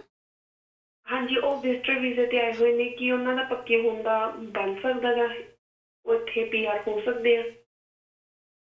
ਗੁਰਪ੍ਰੀਤ ਜੀ, ਕੁਝ ਪੁੱਛਣਾ ਚਾਹੋਗੇ ਜਾਂ ਆਪਾਂ ਟੀਵੀ ਸਕਰੀਨ ਤੇ ਆਨਸਰ ਦਈਏ? ਮੈਂ ਟੀਵੀ ਸਕਰੀਨ ਤੇ ਆਨਸਰ ਦੇ ਤੁਸੀਂ ਸਕਦਾ। ਟੀਵੀ ਸਕਰੀਨ ਤੇ ਆਨਸਰ ਸੁਣ ਲਿਓ ਜੀ। ਜੀ ਸਰ। ਸੋ ਤਰਨ, ਜਿਹੜਾ ਪਹਿਲੇ ਕਾਲਰ ਨੇ ਸਵਾਲ ਕੀਤਾ ਸੀ ਕਿ ਉਹਨਾਂ ਨੇ 1 ਸਾਲ, ਹਾਂਜੀ, ਕੇਅਰ ਗਿਵਰ। ਸੋ ਜੇ ਤਾਂ ਉਹਨਾਂ ਨੇ ਇੰਟਰਮ ਪਾਇਲਟ ਪ੍ਰੋਜੈਕਟ ਦੇ ਵਿੱਚ ਕੇਸ ਲਾਇਆ ਸੀ ਤੇ ਉਹ 1 ਸਾਲ ਐਕਸਪੀਰੀਅੰਸ ਪੂਰਾ ਕਰਨ ਤੋਂ ਬਾਅਦ ਉਹਨਾਂ ਨੇ ਲਾਇਆ ਸੀ ਤੇ ਉਹਨਾਂ ਨੂੰ ਓਪਨ ਪਰਮਿਟ ਮਿਲ ਗਿਆ, ਤੇ ਚਾਹੇ EMPLOYER ਦੀ ਵੀ ਡੈਥ ਹੋ ਗਈ ਹੈਗੀ ਅਨਫੋਰਚੂਨੇਟਲੀ, ਤਾਂ ਵੀ ਉਹਨਾਂ ਤੇ ਉਸ ਗੱਲ ਦਾ ਅਸਰ ਨਹੀਂ ਹੋਊਗਾ, ਕਿਉਂਕਿ ਉਹ 1 ਸਾਲ ਦਾ ਐਕਸਪੀਰੀਅੰਸ ਆਪਦਾ ਪੂਰਾ ਕਰ ਚੁੱਕੇ ਹੈਗੇ ਆ। ਪਰ ਜੇ ਉਹਨਾਂ ਦਾ 1 ਸਾਲ ਦੇ ਐਕਸਪੀਰੀਅੰਸ 'ਚੋਂ ਕੋਈ ਕਮੀ ਹੈਗੀ ਹੈ, ਤੇ ਫਿਰ ਜੇ EMPLOYER ਦੀ ਡੈਥ ਉਸ ਸਮੇਂ ਦੌਰਾਨ ਹੋਗੀ, ਫਿਰ ਉਹਨਾਂ ਦੇ ਦਿਨ ਪੂਰੇ ਨਹੀਂ ਹੋਣਗੇ। ਸੋ ਮੈਂ ਉਹਨੂੰ ਰਿਕੁਐਸਟ ਕਰੂੰਗਾ ਜੀ, ਉਹ ਸਾਡੇ ਆਫਿਸ ਨੂੰ ਕਾਲ ਕਰ ਲੈਣ, ਤਾਂ ਉਹਨਾਂ ਦੇ ਕੇਸ ਨੂੰ ਰਿਵਿਊ ਹੈ ਜਿਹੜਾ ਉਹ ਕੀਤਾ ਜਾ ਸਕਦਾ ਹੈਗਾ। ਥੱਲੇ ਨੰਬਰ ਸਕਰੀਨ ਤੇ 3 ਆਫਿਸਿਸ ਦੇ ਆ ਰਹੇ ਨੇ ਜੀ। ਤੇ ਦੂਜਾ, ਜਿਹੜੇ ਮੈਰਿਟ ਬ੍ਰਿਟਿਸ਼ ਕੋਲੰਬੀਆ ਤੋਂ ਜਿਨ੍ਹਾਂ ਨੇ ਕਾਲ ਕੀਤਾ ਸੀ, ਸੋ ਉਹ ਬਹੁਤ ਲਿਮਿਟਿਡ ਉਹਨਾਂ ਨੇ ਜਾਣਕਾਰੀ ਦਿੱਤੀ ਹੈ ਕਿ ਪੇਰੈਂਟਸ ਨੇ ਜਿਹੜੇ ਉਹ ਇੱਥੇ ਆਏ ਹੋਏ ਨੇ ਤੇ 3 ਬੱਚੇ ਨੇ, ਉਹ ਕੇਸ ਲਾ ਸਕਦੇ ਨੇ। ਜਿਹੜਾ ਕੰਪੈਸ਼ਨ ਹੈਗਾ, ਉਹ ਸਭ ਤੋਂ ਪਹਿਲਾਂ ਏਜ ਹੈ ਜੀ, ਉਹਨਾਂ ਦੀ ਏਜ ਕਿੰਨੀ ਹੈ, ਬੈਲੈਂਸ ਆਫ ਫੈਮਿਲੀ ਕਿੱਥੇ ਹੈ, ਕਿੰਨਾ ਪਰਿਵਾਰ ਕੈਨੇਡਾ 'ਚ ਰਹਿੰਦਾ, ਕਿੰਨਾ ਪਰਿਵਾਰ ਬਾਹਰ ਰਹਿੰਦਾ ਹੈਗਾ। ਇਹਦੇ ਨਾਲ ਉਹਨਾਂ ਦਾ ਮੈਰਿਟਲ ਸਟੇਟਸ ਕੀ ਹੈ, ਜਿਵੇਂ ਜਿਹੜਾ ਇੰਡੀਵਿਜੂਅਲ ਇੱਥੇ ਹੈਗਾ ਉਹਦਾ ਮੈਰਿਟਲ ਸਟੇਟਸ ਕੀ ਹੈ, ਤੇ ਫਿਰ ਬੱਚੇ ਆ, ਬੱਚਿਆਂ ਦੀ ਏਜ ਕਿੰਨੀ ਹੈਗੀ ਹੈ, ਉਹਨਾਂ ਦਾ ਕਨੈਕਟ ਕੀ ਹੈਗਾ ਆਪਣੇ ਗ੍ਰੈਂਡ ਪੇਰੈਂਟਸ ਨਾਲ। ਇਹ ਸਾਰੀਆਂ ਚੀਜ਼ਾਂ ਨੂੰ ਐਨਾਲਾਈਜ਼ ਕਰਨ ਤੋਂ ਬਾਅਦ ਆਪਾਂ ਦੇਖ ਸਕਦੇ ਹਾਂ ਕਿ ਉਹਨਾਂ ਦਾ ਕੇਸ ਹੈ ਜਿਹੜਾ ਉਹ ਕਾਮਯਾਬ ਹੋ ਸਕਦਾ ਹੈ ਕਿ ਨਹੀਂ ਹੋ ਸਕਦਾ। ਐਸਟੈਬਲਿਸ਼ਮੈਂਟ ਇਨ ਕੈਨੇਡਾ ਵੀ ਇੱਕ ਇੰਪੋਰਟੈਂਟ ਫੈਕਟਰ ਹੈ। ਸੋ ਮੈਂ ਉਹਨਾਂ ਨੂੰ ਐਡਵਾਈਜ਼ ਕਰੂੰਗਾ ਕਿ ਉਹ ਜਿਹੜਾ ਸਾਡਾ ਸਰੀ ਆਫਿਸ ਹੈ ਜਾਂ ਐਬਸਫੋਰਡ ਆਫਿਸ ਹੈ, ਉਹਨੂੰ ਕਾਲ ਕਰ ਲੈਣ ਜੀ, ਤੇ ਉਹਨਾਂ ਦੀ ਅਪਾਇੰਟਮੈਂਟ ਉੱਥੇ ਬਣਾਈ ਜਾ ਸਕਦੀ ਜੀ। ਬਿਲਕੁਲ, ਇੱਕ ਦਰਸ਼ਕ ਸਾਡੇ ਹੋਰ ਜੁੜ ਗਏ ਨੇ। ਹੈਲੋ, ਸਤਿ ਸ਼੍ਰੀ ਅਕਾਲ ਜੀ। ਹਾਂਜੀ, ਕਿੱਥੋਂ ਬੋਲ ਰਹੇ ਹੋ ਸਰ? ਮੈਂ BC ਤੋਂ ਬੋਲ ਰਿਹਾ ਜੀ। ਦੱਸੋ, ਕੀ ਪੁੱਛਣਾ ਤੁਸੀਂ? ਮੈਂ ਜੀ agro food pilot program regarding information ਲੈਣੀ ਸੀ। ਕੀ ਜਾਣਕਾਰੀ ਲੈਣਾ ਚਾਹੁੰਦੇ ਹੋ? ਮਤਲਬ ਮੈਂ ਐਜ਼ ਅ ਸੁਪਰਵਾਈਜ਼ਰ ਕੰਮ ਕਰਦਾ ਪਿਆ ਸੀਗਾ ਉੱਥੇ, ਤੇ ਰਾਈਟ ਨਾਓ ਮੇਰਾ ਵਰਕ ਪਰਮਿਟ ਐਕਸਪਾਇਰ ਹੋਇਆ, ਬਟ ਮੈਂ ਅੱਗੇ ਅਪਲਾਈ ਕੀਤਾ ਹੋਇਆ ਤੇ ਮੈਂ ਇਹ ਇਨਫੋਰਮੇਸ਼ਨ ਲੈਣੀ ਸੀ ਕਿ ਮੈਂ ਅੱਗੇ ਅਪਲਾਈ ਕਰ ਸਕਦਾ ਹਾਂ ਐਗਰੀਕਲਚਰ ਪਾਇਲਟ ਪ੍ਰੋਗਰਾਮ ਦੇ ਵਿੱਚ ਜਾਂ ਨਹੀਂ। ਜੀ ਖਹਿਰਾ ਸਾਹਿਬ ਇਹ ਇਸ ਵਕਤ ਐਗਰੋ ਫੂਡ ਪਾਰਲਰ ਪ੍ਰੋਜੈਕਟ ਦੇ ਬਾਰੇ ਵਿੱਚ ਜਾਣਕਾਰੀ ਹਾਸਲ ਕਰਨਾ ਚਾਹੁੰਦੇ ਨੇ, ਇਹਦੇ ਬਾਰੇ ਆਪਾਂ ਜਾਣਕਾਰੀ ਦੇ ਸਕਦੇ ਹਾਂ ਟੀਵੀ ਸਕਰੀਨ ਤੇ। ਹਾਂਜੀ, ਜੇ ਡਿਪੈਂਡ ਕਰੂਗਾ ਇਹ floriculture, mushroom farm, green house ਜਾਂ ਨਰਸਰੀ ਦੇ ਵਿੱਚੋਂ ਕੰਮ ਕਰਦੇ ਨੇ, ਇਹ ਤਾਂ ਹੀ ਐਗਰੀ ਪਾਇਲਟ ਪ੍ਰੋਜੈਕਟ 'ਚ ਐਲੀਜੀਬਲ ਨੇ। ਤੇ ਜੇ ਇਹ ਜਨਰਲ ਫਾਰਮ ਸੁਪਰਵਾਈਜ਼ਰ ਹੈਗੇ ਨੇ ਫਿਰ ਇਹ ਪਾਇਲਟ ਪ੍ਰੋਜੈਕਟ ਦੇ ਵਿੱਚ ਸਰ ਐਲੀਜੀਬਲ ਨਹੀਂ ਤੁਸੀਂ ਹੈਗੇ। ਸੁਪਰਵਾਈਜ਼ਰ ਕਿਸ ਫੀਲਡ ਦੇ ਵਿੱਚ ਹੈਗੇ ਹੋ ਦੱਸ ਸਕਦੇ ਹੋ? ਫਾਰਮ ਦੇ ਵਿੱਚ ਜਨਰਲ ਫਾਰਮ। ਜਨਰਲ ਫਾਰਮ ਲਈ ਜੀ ਜੀ ਸਰ। ਹਾਂਜੀ, ਜਨਰਲ ਫਾਰਮ ਵਾਲੇ ਚ ਐਲੀਜੀਬਲ ਨਹੀਂ ਹੈਗੇ ਜੀ। ਤੁਸੀਂ ਜਿਹੜਾ ਫਾਰਮ ਹੈਗਾ ਉਹ ਫਲੋਰੀਕਲਚਰ, ਨਰਸਰੀ, ਮਸ਼ਰੂਮ ਫਾਰਮ ਜਾਂ ਗ੍ਰੀਨ ਹਾਊਸ ਇਹਨਾਂ ਦੇ ਵਿੱਚ ਹੀ ਕੰਮ ਕਰਨ ਵਾਲੇ ਲੋਕ ਇਹਦੇ ਚ ਐਲੀਜੀਬਲ ਨੇ। ਜੋ ਜਨਰਲ ਫਾਰਮ ਵਰਕਰ ਜਾਂ ਜਨਰਲ ਫਾਰਮ ਸੁਪਰਵਾਈਜ਼ਰ ਨੇ ਫਿਰ ਉਹ ਐਗਰੀ ਪਾਇਲਟ ਪ੍ਰੋਜੈਕਟ ਦੇ ਵਿੱਚ ਐਲੀਜੀਬਲ ਨਹੀਂ ਹੈਗੇ ਜੀ। ਇੱਕ ਹੋਰ ਕਾਲਰ ਜੁੜ ਗਏ ਨੇ। ਹੈਲੋ, ਸਤਿ ਸ਼੍ਰੀ ਅਕਾਲ ਜੀ। ਸਤਿ ਸ਼੍ਰੀ ਅਕਾਲ ਜੀ, ਕਿੱਥੋਂ ਬੋਲ ਰਹੇ ਹੋ ਸਰ? ਮੈਂ ਬ੍ਰੈਂਪਟਨ ਤੋਂ ਬੋਲ ਰਿਹਾ ਜੀ। ਜੀ ਸਰ, ਦੱਸੋ ਕੀ ਪੁੱਛਣਾ ਚਾਹੁੰਦੇ ਹੋ? ਮੈਡਮ ਮੈਂ ਸਵਾਲ ਪੁੱਛਿਆ ਸੀ ਖਹਿਰਾ ਸਾਹਿਬ ਨੂੰ ਕਿ ਮੇਰਾ ਭਤੀਜਾ ਤੇ ਉਹਦੀ ਵਾਈਫ ਜਨਵਰੀ ਇੰਟੇਕ 'ਚ ਆਈ ਹੈ, ਉਹ ਵੈਨਕੂਵਰ ਪੜ੍ਹਦੀ ਹੈ ਤੇ ਉਹਦੇ ਦੂਸਰਾ ਸਮੈਸਟਰ ਉਹਦਾ ਖਤਮ ਹੋ ਰਿਹਾ ਹੈ 3 ਜੁਲਾਈ ਨੂੰ ਤੇ ਉਹਨੇ ਕੋਈ ਗੈਪ ਨਹੀਂ ਲਿਆ। 7 ਜੁਲਾਈ ਤੋਂ 3rd ਸਮੈਸਟਰ ਉਹਦਾ ਸ਼ੁਰੂ ਹੋ ਰਿਹਾ ਜੀ। ਕੀ ਸਾਨੂੰ ਸਪਾਊਸ ਵੀਜ਼ੇ ਵਾਸਤੇ ਉਹ ਕਰੇ ਅਪਲਾਈ ਕਰ ਸਕਦੇ ਹੋ ਕਿ ਨਹੀਂ ਕਰ ਸਕਦੇ? ਕੀ ਦਿੱਕਤ ਹੈ ਇਹਦੇ ਬਾਰੇ ਕੋਈ ਦੱਸ ਸਕਦੇ ਹੋ? ਜੀ ਸਪਾਊਸ ਵੀਜ਼ਾ ਲਈ ਪੁੱਛਣਾ ਜੀ। ਸਪਾਊਸ ਵੀਜ਼ਾ ਲਈ ਸਰ ਇਹ ਪੁੱਛ ਰਹੇ ਨੇ ਕਿ ਇਸ ਵਕਤ ਸਹੀ ਮੂਵਮੈਂਟ ਹੈ ਜਾਂ ਨਹੀਂ ਹੈ। ਜੀ ਜ਼ਰੂਰ, ਤੁਸੀਂ ਟੀਵੀ ਸਕਰੀਨ ਤੇ ਆਨਸਰ ਸੁਣ ਸਕਦੇ ਹੋ ਜੀ। ਕਾਲ ਕਰਨ ਲਈ ਬਹੁਤ ਬਹੁਤ ਧੰਨਵਾਦ। 3rd ਸਮੈਸਟਰ ਦੇ ਵਿੱਚ ਸਰ ਇਹਨਾਂ ਦੀ ਜਿਹੜੇ ਪੜ੍ਹ ਰਹੇ ਨੇ ਤੇ ਉਹ ਆਪਣੀ ਸਪਾਊਸ ਵੀਜ਼ਾ ਬਾਰੇ ਪੁੱਛਣਾ ਚਾਹੁੰਦੇ ਨੇ ਕਿ ਲਗਾ ਸਕਦੇ ਆ ਕਿ ਨਹੀਂ। ਜੀ ਜ਼ਰੂਰ। ਇਹ ਬਹੁਤ ਵੱਡਾ ਮਿਸਕਨਸੈਪਸ਼ਨ ਹੈ ਤਰਨ ਕਿ ਜਿੱਥੇ ਲੋਕ ਸੋਚਦੇ ਨੇ ਇੱਕ ਸਮੈਸਟਰ ਪਾਸ ਹੋਇਆ, 2 ਹੋਇਆ ਜਾਂ 3 ਹੋਇਆ, ਮੈਂ ਕਦੋਂ ਲਾਵਾਂ। ਜਦੋਂ ਵੀ ਵਿਆਹ ਹੋ ਗਿਆ ਜੀ ਉਦੋਂ ਹੀ ਐਲੀਜੀਬਲ ਹੈਗੇ ਹੋ, ਤੁਸੀਂ ਲਾ ਸਕਦੇ ਹੈਗੇ ਹੋ। ਰਾਦਰ ਕਿ ਜੇ ਤੁਹਾਡਾ ਐਪਲੀਕੇਸ਼ਨ ਸਟੱਡੀ ਵੀਜ਼ਾ ਲਈ ਐਪਲੀਕੇਸ਼ਨ ਕਰਨ ਤੋਂ ਪਹਿਲਾਂ ਵਿਆਹ ਹੋਇਆ ਤਾਂ ਤੁਹਾਨੂੰ ਨਾਲ ਵੀ ਐਪਲੀਕੇਸ਼ਨ ਹੈ ਜਿਹੜੀ ਉਹ ਤੁਸੀਂ ਲਾ ਸਕਦੇ ਹੈਗੇ ਹੋ। ਅਤੇ ਦੂਜਾ ਕ੍ਰਾਈਟੇਰੀਆ ਜਿਹੜਾ ਹੈਗਾ ਉਹ ਹੈਗਾ ਕਿ ਜਿਹੜਾ ਉਹ ਸਟੂਡੈਂਟ ਹੈ ਉਹ ਸਟੂਡੈਂਟ ਦੀ ਡੈਫੀਨੇਸ਼ਨ ਸੈਕਸ਼ਨ 220 ਥੱਲੇ ਪੂਰੀ ਕਰਦਾ ਹੋਵੇ ਤੇ ਜਿਹੜਾ ਸਪਾਊਸ ਹੈ ਜਿਹਨੇ ਆਉਣਾ ਉਹ ਰੈਗੂਲੇਸ਼ਨ 4 ਥੱਲੇ ਜੋ ਇਹ ਵਿਆਹ ਦਾ ਪਰਪਸ ਇਮੀਗ੍ਰੇਸ਼ਨ ਨਹੀਂ ਹੈਗਾ ਤੇ ਵਿਆਹ ਜਿਹੜਾ ਹੈਗਾ ਜੈਨੂਇਨ ਹੈ ਇਹ ਰਿਕੁਆਇਰਮੈਂਟ ਪੂਰੀ ਕਰਦਾ ਹੋਵੇ। ਇਹ ਕੋਈ ਕ੍ਰਾਈਟੇਰੀਆ ਨਹੀਂ ਹੈਗਾ ਕਿ ਉਹਨੇ ਕਿੰਨੇ ਸਮੈਸਟਰ ਪਾਸ ਕਰੇ ਨੇ ਉਹ ਤੋਂ ਬਾਅਦ ਉਹ ਅਪਲਾਈ ਕਰੇ। ਜਿਸ ਦਿਨ ਵੀ ਵਿਆਹ ਹੋ ਗਿਆ ਉਸੇ ਦਿਨ ਤੁਸੀਂ ਅਪਲਾਈ ਕਰ ਸਕਦੇ ਹੋ, ਪ੍ਰੋਵਾਈਡਡ ਕਿ ਜਿਹੜਾ ਬੰਦਾ ਇੱਥੇ ਹੈਗਾ ਉਹ ਸਟੂਡੈਂਟ ਦੀ ਡੈਫੀਨੇਸ਼ਨ ਪੂਰੀ ਕਰਦਾ ਹੋਵੇ ਤੇ ਜਿਹੜੇ ਬੰਦੇ ਨੇ ਆਉਣਾ ਉਹ ਸਪਾਊਸ ਦੀ ਡੈਫੀਨੇਸ਼ਨ ਪੂਰੀ ਕਰਦਾ ਹੋਵੇ। ਜੀ ਸਰ, ਇੱਕ ਦਰਸ਼ਕ ਸਾਨੂੰ ਲਗਾਤਾਰ ਕਈ ਵਾਰੀ ਕਮੈਂਟ ਕਰ ਰਹੇ ਨੇ ਤੇ ਉਹਨਾਂ ਨੇ ਬਾਰ-ਬਾਰ ਆਪਦਾ ਪ੍ਰਸ਼ਨ ਪੁੱਛ ਰਹੇ ਸੀ। ਮੈਂ ਚਾਹਾਂਗੀ ਕਿ ਇਹਨਾਂ ਦਾ ਵੀ ਤੁਸੀਂ ਜੇ ਜਵਾਬ ਦੇ ਸਕੋ। ਇਹਨਾਂ ਨੇ +2 ਪਾਸ ਕੀਤੀ ਹੋਈ ਹੈ 2013 ਵਿੱਚ ਤੇ ਇਹਨਾਂ ਨੂੰ 4.5 ਸਾਲ ਦਾ ਲਗਭਗ ਕੰਸਟਰਕਸ਼ਨ ਕਾਰਪੈਂਟਰ ਦਾ ਐਕਸਪੀਰੀਅੰਸ ਹੈਗਾ। ਦੁਬਈ ਦਾ ਇਹਨਾਂ ਕੋਲ ਵੀਜ਼ਾ ਹੈ ਤੇ ਆਇਲਸ ਚੋਂ 5 ਬੈਂਡ ਹੈਗੇ। ਪੁੱਛ ਰਹੇ ਨੇ ਕਿ ਕੀ ਇਹਨਾਂ ਦਾ ਬਣ ਸਕਦਾ ਕੈਨੇਡਾ ਦੇ ਲਈ ਐਲੀਜੀਬਲ ਨੇ? ਕਾਰਪੈਂਟਰ ਦਾ ਉਹਨਾਂ ਕੋਲ ਐਕਸਪੀਰੀਅੰਸ ਹੈ। ਹਾਂ ਬਿਲਕੁਲ ਜੀ। ਜਿਹੜਾ ਸਕਿੱਲ ਟ੍ਰੇਡ ਹੈਗਾ, ਸਕਿੱਲ ਟ੍ਰੇਡ ਦੇ ਵਿੱਚੋਂ ਜਿਹੜੀਆਂ ਰਿਕੁਆਇਰਮੈਂਟਸ ਨੇ ਉਹ ਹੈਗੀਆਂ, ਸਭ ਤੋਂ ਪਹਿਲਾਂ ਗ੍ਰੇਡ 12 ਹੋਣੇ ਚਾਹੀਦੇ ਹੋ ਤੁਸੀਂ। ਦੂਜਾ ਤੁਹਾਡੇ ਕੋਲੇ ਟ੍ਰੇਡ ਸਰਟੀਫਿਕੇਸ਼ਨ 1 ਸਾਲ ਦਾ ਹੋਣਾ ਚਾਹੀਦਾ ਤੇ ਤੀਜਾ 2 ਸਾਲ ਦਾ ਐਕਸਪੀਰੀਅੰਸ ਹੋਣਾ ਚਾਹੀਦਾ। 5 ਬੈਂਡ ਤੁਹਾਡੇ ਅੰਗਰੇਜ਼ੀ 'ਚ ਹੋਣੇ ਚਾਹੀਦੇ ਨੇ ਤੇ ਫਿਰ ਤੁਸੀਂ ਜਿਹੜੀ PR ਪਰਮਨੈਂਟ ਰੈਜ਼ੀਡੈਂਸ ਆ ਉਹਦੇ ਲਈ ਐਲੀਜੀਬਲ ਹੋ ਸਕਦੇ ਹੋ। ਦੂਜਾ ਜੇ ਉਹ ਵਰਕ ਪਰਮਿਟ ਤੇ ਆਉਣਾ ਚਾਹੁੰਦੇ ਨੇ ਤੇ ਜੇ ਉਹਨਾਂ ਦਾ ਐਕਸਪੀਰੀਅੰਸ ਹੈਗਾ ਗ੍ਰੇਡ 12 ਜੀ ਸਰ ਤੇ 5 ਬੈਂਡ ਹੈਗੇ ਨੇ ਤੇ ਉਹਨਾਂ ਨੂੰ ਕੋਈ ਇੱਥੇ ਹਾਇਰ ਕਰਨ ਨੂੰ ਤਿਆਰ ਹੈ ਤਾਂ ਉਹ ਬਿਲਕੁਲ ਐਲੀਜੀਬਲ ਨੇ ਜੀ, ਵਰਕ ਪਰਮਿਟ ਲਈ ਐਪਲੀਕੇਸ਼ਨ ਕਰ ਸਕਦੇ ਜੀ। ਇੱਕ ਮੈਮ ਸਾਡੇ ਨਾਲ ਜੁੜ ਗਏ ਨੇ। ਜੀ ਮੈਮ, ਹੁਣ ਦੱਸੋ ਕੀ ਪੁੱਛਣਾ ਚਾਹੁੰਦੇ ਹੋ, ਕਿੱਥੋਂ ਬੋਲ ਰਹੇ ਹੋ ਤੁਸੀਂ? ਹਾਂਜੀ, ਅਸੀਂ ਵਿਨੀਪੈਗ ਤੋਂ ਬੋਲਦੇ ਹਾਂ ਜੀ। ਤੇ ਮੇਰੀ ਸਿਸਟਰ ਹੋਣੀ ਤੇ ਮੇਰੇ ਮੰਮੀ ਡੈਡੀ ਗਏ ਨੇ ਇੰਡੀਆ ਕੈਲਗਰੀ ਤੋਂ। ਹਾਂਜੀ, ਉਹਨਾਂ ਨੇ ਨਾ ਕਤਰਾ ਏਅਰਲਾਈਨ ਨਾਲ 10 ਦਿਨ ਬੁੱਕ ਕਰਾਈਆਂ ਸੀ ਸੀਟਾਂ ਤੇ ਉਹਨਾਂ ਦੀਆਂ ਸੀਟਾਂ ਕਰ ਦਿੱਤੀਆਂ ਕੈਂਸਲ। ਤੇ ਹੁਣ ਅਸੀਂ ਰਾਤ ਤੁਹਾਡੀ YouTube ਤੇ ਦੇਖਿਆ ਸੀਗਾ ਵੀ ਫਿਰ ਚੱਲਣੀ ਕਤਰਾ ਏਅਰਲਾਈਨ ਹਨਾ। ਤੇ ਹੁਣ ਤੁਸੀਂ ਜੇ ਤੁਸੀਂ ਉਹਨਾਂ ਦੀ ਹੈਲਪ ਕਰ ਸਕਦੇ ਮੈਮ, ਸ਼ਾਮ ਨੂੰ ਤੁਸੀਂ 6 ਵਜੇ ਵਾਲੇ ਪ੍ਰੋਗਰਾਮ 'ਚ ਕਾਲ ਕਰਿਓ। ਅਸੀਂ 6 ਵਜੇ ਇਸ ਦੇ ਬਾਰੇ ਵਿੱਚ ਏਅਰਲਾਈਨਸ ਬਾਰੇ ਵਿੱਚ ਜਾਣਕਾਰੀ ਦੇਵਾਂਗੇ ਕਿੱਥੇ ਬੁੱਕ ਕਰਵਾ ਸਕਦੇ ਹੋ। ਸੋ ਤੁਸੀਂ ਸ਼ਾਮ ਨੂੰ 6 ਵਜੇ ਵਾਲੇ ਲਾਈਵ ਪ੍ਰੋਗਰਾਮ 'ਚ ਕਾਲ ਕਰਿਓ। ਇਸ ਵਕਤ ਅਸੀਂ ਸਿਰਫ ਇਮੀਗ੍ਰੇਸ਼ਨ ਬਾਰੇ ਗੱਲਬਾਤ ਕਰ ਰਹੇ ਹਾਂ। ਥੈਂਕ ਯੂ ਸੋ ਮਚ ਕਾਲ ਕਰਨ ਲਈ। ਜੀ ਸਰ, ਅਸੀਂ ਇਸ ਵਕਤ ਗੱਲਬਾਤ ਕਰ ਰਹੇ ਸੀਗੇ PR ਹੋਲਡਰਸ। ਤੁਸੀਂ ਦੱਸ ਰਹੇ ਸੀ ਜਿਹੜੇ ਇਹਨਾਂ ਨੇ ਐਗਜ਼ਿਟ ਪੁਆਇੰਟ ਦੇ ਉੱਤੇ ਜੋ ਇਹਨਾਂ ਦੇ ਇਸ ਵਕਤ ਡਾਟਾ ਹੁੰਦਾ ਹੈ ਕਿ ਐਮਬੈਸੀ ਉਹਨੂੰ ਖੁਦ ਕਲੈਕਟ ਕਰੇਗੀ ਜਾਂ ਫਿਰ ਇਹਦੇ ਪ੍ਰੂਫਸ ਖੁਦ ਸਾਨੂੰ ਮੁਹੱਈਆ ਕਰਵਾਉਣੇ ਪੈਣੇ ਆ? ਹਾਂਜੀ, ਸੋ ਜਿਹੜੇ ਪ੍ਰਾਈਵੇਸੀ ਲਾਅ ਨੇ ਤਰਨ ਉਹ ਬਹੁਤ ਜ਼ਿਆਦਾ ਸਟਰੋਂਗ ਹੈਗੇ ਕੈਨੇਡਾ 'ਚੋਂ। ਜਿਹੜੀ ਇਹ ਜਾਣਕਾਰੀ ਕਲੈਕਟ ਕਰ ਰਿਹਾ ਹੈਗਾ ਐਂਟਰੀ ਐਗਜ਼ਿਟ ਲਈ, ਇਹ ਕਲੈਕਟ ਕਰ ਰਿਹਾ ਹੈਗਾ Canada border services agency CBSA। ਤੇ ਜਿਹੜੀ ਜਾਣਕਾਰੀ ਨੂੰ ਪ੍ਰੋਸੈਸ ਕਰਨਾ, ਜਿਹੜੇ ਐਪਲੀਕੇਸ਼ਨ ਹੈਗੀ ਆ, ਉਹ ਇਮੀਗ੍ਰੇਸ਼ਨ ਮਹਿਕਮੇ ਕੋਲੇ ਆ। ਸੋ ਇਹ ਦੋ ਬਿਲਕੁਲ ਵੱਖਰੇ ਮਹਿਕਮੇ ਹੈਗੇ ਆ। ਸੋ ਇੱਕ ਮਹਿਕਮਾ ਦੂਜੇ ਮਹਿਕਮੇ ਤੋਂ ਬਿਨਾਂ ਐਪਲੀਕੈਂਟ ਦੇ ਕੰਸੈਂਟ ਤੋਂ ਇਹ ਜਾਣਕਾਰੀ ਨਹੀਂ ਲੈ ਸਕਦਾ ਹੈਗਾ। ਤੇ ਦੂਜਾ, ਜੇ ਤੁਸੀਂ ਖੁਦ ਇਹ ਜਾਣਕਾਰੀ ਲੈ ਕੇ ਅੱਗੇ ਦੇਣੀ ਹੋ, ਬਿਲਕੁਲ ਤੁਸੀਂ ਦੇ ਸਕਦੇ ਹੋ, ਜਾਂ ਫਿਰ ਤੁਸੀਂ ਕੰਸੈਂਟ ਕਰ ਸਕਦੇ ਹੋ। ਪਰ ਕੰਸੈਂਟ ਨੂੰ ਮੈਂ ਰਿਕਮੈਂਡ ਨਹੀਂ ਕਰਦਾ। ਉਹਦਾ ਕਈ ਵਾਰੀ ਕਾਰਨ ਕੀ ਬਣਦਾ ਹੈ ਕਿ ਜਿਹੜੀ ਇਨਫੋਰਮੇਸ਼ਨ ਹੈ, ਜੇ ਉਹ ਗਲਤ ਇਨਫੋਰਮੇਸ਼ਨ ਹੈਗੀ ਉੱਥੇ ਤੁਹਾਨੂੰ ਨਹੀਂ, ਤੁਸੀਂ ਉਹ ਇਨਫੋਰਮੇਸ਼ਨ ਨਹੀਂ ਦੇਖੀ ਤੇ ਇੱਕ ਮਹਿਕਮਾ ਦੂਜੇ ਮਹਿਕਮੇ ਨੂੰ ਇਨਫੋਰਮੇਸ਼ਨ ਭੇਜ ਦਿੰਦਾ ਹੈ, ਤਾਂ ਫੈਸਲਾ ਤੁਹਾਡੇ ਖਿਲਾਫ ਵੀ ਹੋ ਸਕਦਾ ਹੈਗਾ। ਕਿਉਂਕਿ ਜਿਹੜਾ ਐਂਟਰੀ ਕਰਨ ਵਾਲੇ ਲੋਕ ਨੇ ਉਹ ਵੀ ਹਿਊਮਨਸ ਹੈਗੇ ਨੇ ਜੀ।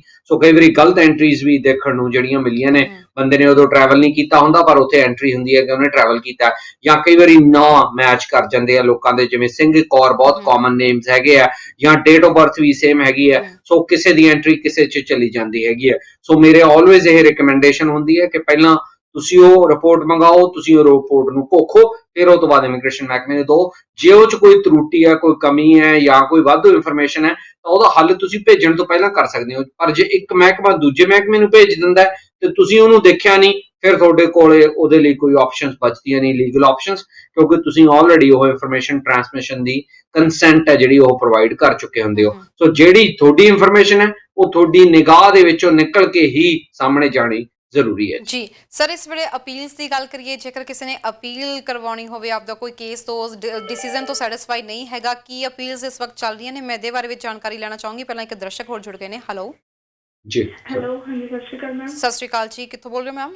ਹਾਂਜੀ ਮੈਮ, ਮੈਂ ਮਿਸੀਸਾਗਾ ਤੋਂ ਬੋਲ ਰਹੀ ਹਾਂ। ਜੀ ਹਾਂਜੀ, ਮੈਂ ਨਾ ਇਨਫੋਰਮੇਸ਼ਨ ਗੇਨ ਕਰਨਾ ਚਾਹੁੰਦੀ ਹਾਂ। ਮੈਂ ਇਸ ਅਕਤੂਬਰ 'ਚ ਹੀ ਆਈ ਸੀ, PR ਹੀ ਆਈ ਹਾਂ ਕੈਨੇਡਾ। ਜੀ and I'm a single child of my parents. ਮੇਰੇ ਪੇਰੈਂਟਸ ਇੰਡੀਆ ਨੇ, ਉਹਨਾਂ ਦੀ ਟੇਕ ਕੇਅਰ ਨਹੀਂ ਕਰ ਸਕਦਾ ਕੋਈ।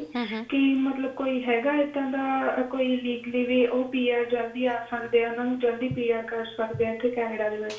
ਫਿਜ਼ੀਕਲੀ ਵੀ ਠੀਕ ਨਹੀਂ ਰਹਿੰਦੇ ਮੇਰੇ ਫਾਦਰ। ਜੀ ਬਿਲਕੁਲ। ਵੈਸੇ ਗੁਰਪ੍ਰੀਤ ਜੀ ਇਸ ਸਵਾਲ ਦਾ ਕਾਫੀ ਵਾਰ ਜਵਾਬ ਦੇ ਚੁੱਕੇ ਨੇ, ਪਰ ਆਪਾਂ ਦੇਖ ਸਕਦੇ ਹਾਂ ਜੇ ਉਹ ਇਸ ਦਾ ਦੁਬਾਰਾ ਸਾਨੂੰ ਜਵਾਬ ਦੇਣ। ਬਾਕੀ ਤੁਸੀਂ ਪ੍ਰੋਗਰਾਮ ਤੋਂ ਬਾਅਦ ਉਹਨਾਂ ਨੂੰ ਪਰਸਨਲੀ ਵੀ ਕਾਲ ਕਰ ਸਕਦੇ ਹੋ, ਉਹਨਾਂ ਦੇ ਹੇਠ ਲਿਖੇ ਨੰਬਰਸ ਦੇ ਉੱਤੇ। ਫਿਲਹਾਲ ਕਾਲ ਕਰਨ ਲਈ ਬਹੁਤ ਬਹੁਤ ਧੰਨਵਾਦ ਜੀ ਗੁਰਪ੍ਰੀਤ ਜੀ। ਜੀ ਤਰਨ, ਉਹ ਇਕੱਲਾ ਇਹ ਇਨਫ ਨਹੀਂ ਹੈਗਾ ਕਿ ਉਹ ਸਿੰਗਲ ਚਾਈਲਡ ਨੇ, ਉਹ ਤੋਂ ਇਲਾਵਾ ਵੀ ਫੈਕਟਰਸ ਹੈਗੇ ਨੇ। ਉਹਨਾਂ ਦੀ ਏਜ ਕਿੰਨੀ ਹੈਗੀ ਹੈ, ਉਹਨਾਂ ਦੇ ਹੋਰ ਸਿਬਲਿੰਗ ਕਿੰਨੇ ਨੇ, ਕੈਨੇਡਾ 'ਚੋਂ ਕਿਵੇਂ ਐਸਟੈਬਲਿਸ਼ਡ ਨੇ, ਉਹ ਸਾਰੀਆਂ ਚੀਜ਼ਾਂ ਦੇਖਣੀਆਂ ਜ਼ਰੂਰੀ ਨੇ। ਸੋ ਮੈਂ ਕਾਲਰ ਨੂੰ ਕਹੂੰਗਾ ਥੱਲੇ 905 670 44 44 ਨੰਬਰ ਆ ਰਿਹਾ, ਨੋਟ ਕਰ ਲੈਣ ਜੀ, ਆਫਿਸ ਨੂੰ ਕਾਲ ਕਰ ਲੈਣ ਤੇ ਫਿਰ ਉਹਨਾਂ ਦੇ ਕੇਸ ਦੇ ਉੱਤੇ ਡਿਸਕਸ਼ਨ ਹੈ ਜਿਹੜਾ ਉਹ ਕੀਤਾ ਜਾ ਸਕੂਗਾ। ਸਰ, ਅਪੀਲਸ ਦੇ ਵਿੱਚ ਤੁਹਾਡਾ ਕਾਫੀ ਐਕਸਪੀਰੀਅੰਸ ਰਿਹਾ ਵਾ। ਮੈਂ ਇਹਦੇ ਬਾਰੇ ਵਿੱਚ ਜ਼ਰੂਰ ਜਾਣਕਾਰੀ ਹਾਸਲ ਕਰਨਾ ਚਾਹੂੰਗੀ ਕਿ ਕੀ ਅਪੀਲਸ ਦੀਆਂ ਜਿਹੜੀਆਂ ਐਪਲੀਕੇਸ਼ਨਸ ਨੇ ਅਜੇ ਵੀ ਚੱਲ ਰਹੀਆਂ ਨੇ, ਕੋਰਟ ਦੇ ਪ੍ਰੋਸੈਸ ਚੱਲ ਰਹੇ ਨੇ? ਜੀ ਤਰਨ, ਜਿਹੜਾ 4 ਜੂਨ ਦਾ ਸਮਾਂ ਹੈਗਾ, ਫਿਊ ਡੇਜ਼ ਬਾਅਦ ਹੈਗਾ, ਉਦੋਂ ਤੱਕ ਹਾਲੇ ਹੀਅਰਿੰਗਸ ਦੇ ਉੱਤੇ ਰੋਕ ਹੈਗੀ ਹੈ। ਤੇ ਉਹ ਤੋਂ ਬਾਅਦ ਜਿਹੜਾ ਪ੍ਰੋਸੈਸ ਹੈ ਸ਼ਾਇਦ ਸ਼ੁਰੂ ਹੋ ਜਾਊਗਾ। ਆਪਾਂ ਨੂੰ ਆਉਣ ਵਾਲੇ ਸਮੇਂ 'ਚ ਪਤਾ ਲੱਗ ਜਾਣਾ ਕਿ ਉਹ ਡੇਟ 'ਚ ਕੋਈ ਐਕਸਟੈਂਸ਼ਨ ਹੁੰਦੀ ਹੈ ਜਾਂ ਨਹੀਂ ਹੁੰਦੀ।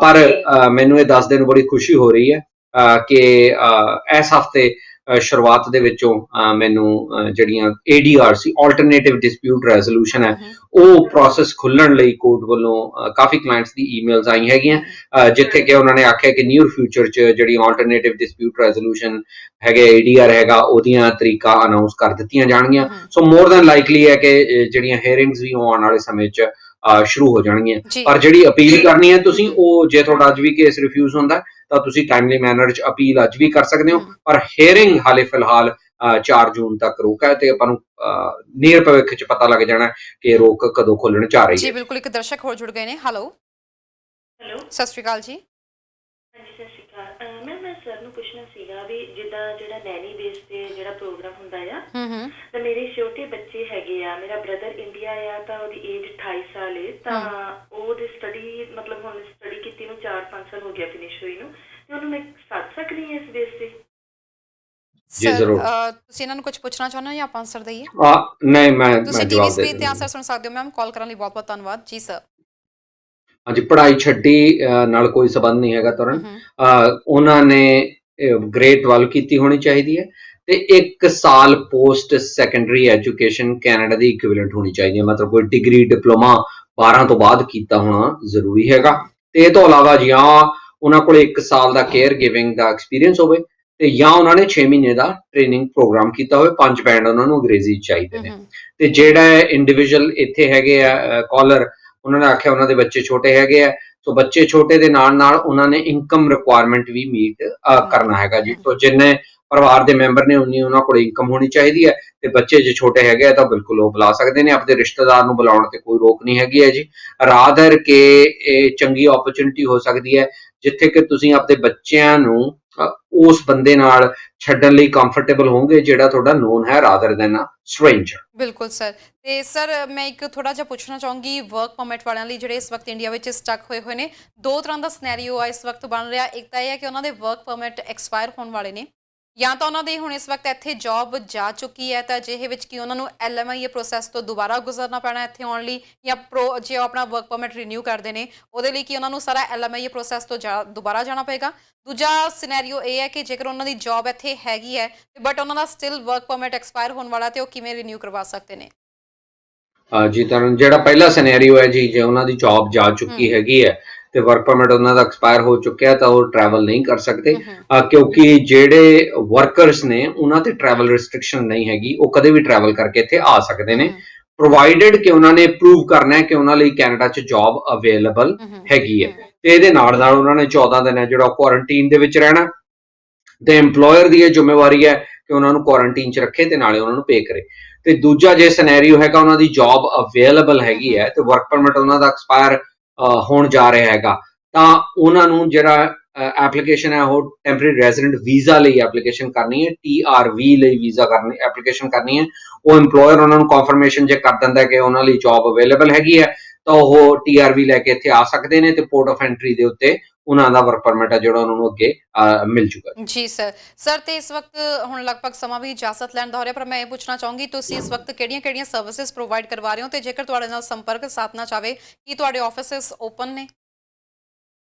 ਜੀ ਤਰਨ, ਜਿਹੜਾ ਬਰੈਂਪਟਨ ਆਫਿਸ, ਸਰੀ ਆਫਿਸ ਤੇ ਇਹਦੇ ਨਾਲ ਨਾਲ ਹੁਣ ਐਬਸਫੋਰਡ ਆਫਿਸ ਵੀ ਇਸ ਵੀਕ ਦੇ ਉੱਤੇ ਖੁੱਲ ਗਿਆ। ਬਰੈਂਪਟਨ ਤੇ ਸਰੀ ਆਲਰੇਡੀ ਓਪਨ ਸੀ ਤੇ ਹੁਣ ਐਬਸਫੋਰਡ 'ਚ ਵੀ ਸੇਵਾਵਾਂ ਸ਼ੁਰੂ ਹੋ ਚੁੱਕੀਆਂ ਨੇ, ਕਿਉਂਕਿ ਬ੍ਰਿਟਿਸ਼ ਕੋਲੰਬੀਆ ਵੀ ਹੁਣ ਖੁੱਲ ਗਿਆ ਹੈ ਜੀ। ਤੇ ਇਹਦੇ ਨਾਲ ਨਾਲ ਜਿਹੜਾ ਇੰਡੀਆ 'ਚ ਮੋਹਾਲੀ ਆਫਿਸ ਹੈ ਉੱਥੇ ਵੀ ਲਾਕਡਾਊਨ ਹੈ ਜਿਹੜਾ ਖਤਮ ਹੋ ਚੁੱਕਿਆ, ਸੋ ਉਹ ਆਫਿਸ ਵੀ ਹੁਣ ਜਿਹੜਾ ਖੁੱਲ ਗਿਆ ਹੋਇਆ। ਸੋ ਜਿਹੜਾ ਸਾਰੀਆਂ ਸਰਵਿਸਿਜ਼ ਨੇ ਜੀ ਉਹ ਪ੍ਰੋਵਾਈਡ ਕਰਦੇ ਆ ਇਮੀਗ੍ਰੇਸ਼ਨ ਦੇ ਰਿਲੇਟਡ, ਚਾਹੇ ਤੁਸੀਂ ਕੋਈ ਵੀ ਕਿਸਮ ਦਾ ਕੇਸ ਲਾਉਣਾ ਹੈ, ਤੁਹਾਡਾ ਕੋਈ ਕੇਸ ਰਿਫਿਊਜ਼ ਹੋ ਗਿਆ, ਤੁਸੀਂ ਅਪੀਲ ਕਰਨਾ ਚਾਹੁੰਦੇ ਹੈਗੇ ਹੋ, ਤਾਂ ਵੀ ਹੇਠ ਲਿਖੇ ਨੰਬਰਾਂ ਤੇ ਸਾਨੂੰ ਕਦੇ ਵੀ ਸੰਪਰਕ ਤੁਸੀਂ ਕਰ ਸਕਦੇ ਜੀ ਸਰ। ਜਾਣ ਤੋਂ ਪਹਿਲਾਂ ਦਰਸ਼ਕਾਂ ਨੂੰ ਕੋਈ ਮੈਸੇਜ ਦੇਣਾ ਚਾਹੋਗੇ, ਕੁਝ ਕਹਿਣਾ ਚਾਹੋਗੇ?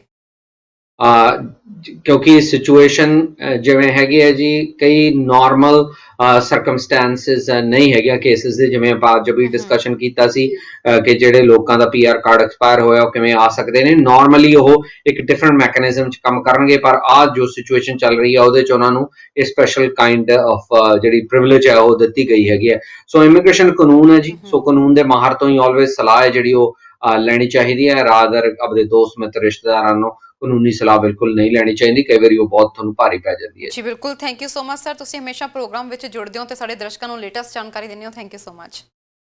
ਧੰਨਵਾਦ ਜੀ। ਸੋ ਇਹ ਸਨ ਜੀ ਗੁਰਪ੍ਰੀਤ ਖਹਿਰਾ ਜੀ, ਜਿਨ੍ਹਾਂ ਨੇ ਸਾਨੂੰ ਜਾਣਕਾਰੀ ਦਿੱਤੀ ਕੈਨੇਡੀਅਨ ਇਮੀਗ੍ਰੇਸ਼ਨ ਦੇ ਸੰਬੰਧ ਵਿੱਚ ਜੋ ਨਵੀਆਂ ਅਪਡੇਸ਼ਨਸ ਆਈਆਂ ਨੇ। ਜੇਕਰ ਤੁਹਾਡੇ ਵੀ ਕੋਈ ਸਵਾਲ ਨੇ, ਕੋਸ਼ਿਸ਼ ਕਰਿਆ ਕਰੋ ਕਿ ਮੈਸੇਜ ਦੇ ਨਾਲੋਂ ਜਾਂ ਕਮੈਂਟ ਦੇ ਨਾਲੋਂ ਤੁਸੀਂ ਸਾਨੂੰ ਕਾਲ ਕਰੋ, ਕਿਉਂਕਿ ਕਾਲ ਕਰਕੇ ਵਧੇਰੇ ਜਾਣਕਾਰੀ ਲਈ ਜਾ ਸਕਦੀ ਹੈ। ਅਧੂਰੀ ਜਾਣਕਾਰੀ ਦੇ ਨਾਲ ਅਧੂਰੀ ਹੀ ਜਿਹੜੀ ਆ ਨੌਲੇਜ ਅੱਗੇ ਦਿੱਤੀ ਜਾ ਸਕਦੀ ਹੈ। ਸੋ ਪ੍ਰੋਗਰਾਮ ਦੇ ਵਿੱਚ ਕੱਲ੍ਹ ਨੂੰ ਅਸੀਂ ਫਿਰ ਜੁੜਾਂਗੇ 3 ਤੋਂ ਲੈ ਕੇ 4 ਵਜੇ। ਅਸੀਂ ਤੁਹਾਨੂੰ ਕੈਨੇਡੀਅਨ ਇਮੀਗ੍ਰੇਸ਼ਨ ਸੰਬੰਧੀ ਜਾਣਕਾਰੀ ਦੇਵਾਂਗੇ। ਜੇ ਕੁਝ ਨਵੀਂ ਅਪਡੇਸ਼ਨਸ ਹੋਰ ਦੇਖਣ ਨੂੰ ਮਿਲਣਗੀਆਂ ਤਾਂ ਕੱਲ੍ਹ ਨੂੰ ਤੁਸੀਂ ਕਾਲ ਕਰ ਸਕਦੇ ਹੋ। ਜੇ ਅੱਜ ਤੁਹਾਡਾ ਨੰਬਰ ਨਹੀਂ ਮਿਲਿਆ, 6 ਤੋਂ ਲੈ ਕੇ 7 ਵਜੇ ਤੱਕ ਅਸੀਂ ਲਾਈਵ ਹੋਵਾਂਗੇ ਮਰਕਿਤ ਨਾਚੀ ਨਾਲ। ਬਹੁਤ ਸਾਰੇ ਦਰਸ਼ਕ ਸਾਨੂੰ ਇਸ ਵਕਤ ਜਿਹੜੇ ਫਲਾਈਟਸ ਨੂੰ ਲੈ ਕੇ ਕਾਲ ਕਰ ਰਹੇ ਨੇ। ਅਸੀਂ ਉਸ ਵਕਤ ਟੋਰਾਂਟੋ ਕੌਂਸੂਲੇਟ ਇੰਡੀਅਨ ਜਰਨਲ ਦੇ ਆਫਿਸ ਦੇ ਨਾਲ ਅਸੀਂ ਸੰਪਰਕ ਕਰਨ ਦੀ ਕੋਸ਼ਿਸ਼ ਕਰਾਂਗੇ ਤੇ ਉਹਨਾਂ ਨਾਲ ਲਾਈਵ ਪ੍ਰੋਗਰਾਮ ਵਿੱਚ ਜੁੜਾਂਗੇ ਕਿ ਜਿਹੜੇ ਦਰਸ਼ਕ ਬਾਰ-ਬਾਰ ਸਾਨੂੰ ਪੁੱਛ ਰਹੇ ਨੇ ਕਿ ਉਹਨਾਂ ਦੀ ਫਲਾਈਟਸ ਨਹੀਂ ਬੁੱਕ ਹੋ ਰਹੀਆਂ, ਕੋਈ ਆਫਿਸ ਵਿੱਚ ਫੋਨ ਨਹੀਂ ਚੁੱਕ ਰਿਹਾ। ਸੋ 6 ਤੋਂ ਲੈ ਕੇ 7 ਵਜੇ ਪ੍ਰੋਗਰਾਮ ਨਾਲ ਸਾਨੂੰ ਜੁੜਿਓ ਤੇ ਕੋਸ਼ਿਸ਼ ਕਰਾਂਗੇ ਫਲਾਈਟਸ ਦੇ ਬਾਰੇ ਵਿੱਚ ਜਿਹੜੀਆਂ ਨਵੀਆਂ ਅਪਡੇਸ਼ਨਸ ਆਈਆਂ ਨੇ ਸਾਰੀ ਜਾਣਕਾਰੀ ਤੁਹਾਨੂੰ ਦੇ ਸਕੀਏ। ਫਿਲਹਾਲ ਪ੍ਰੋਗਰਾਮ ਦੇਖਣ ਲਈ ਤੁਹਾਡਾ ਬਹੁਤ-ਬਹੁਤ ਧੰਨਵਾਦ। ਦੇਖਦੇ ਰਹੋ ਹਮਦਰਦ TV। ਸਤਿ ਸ਼੍ਰੀ ਅਕਾਲ।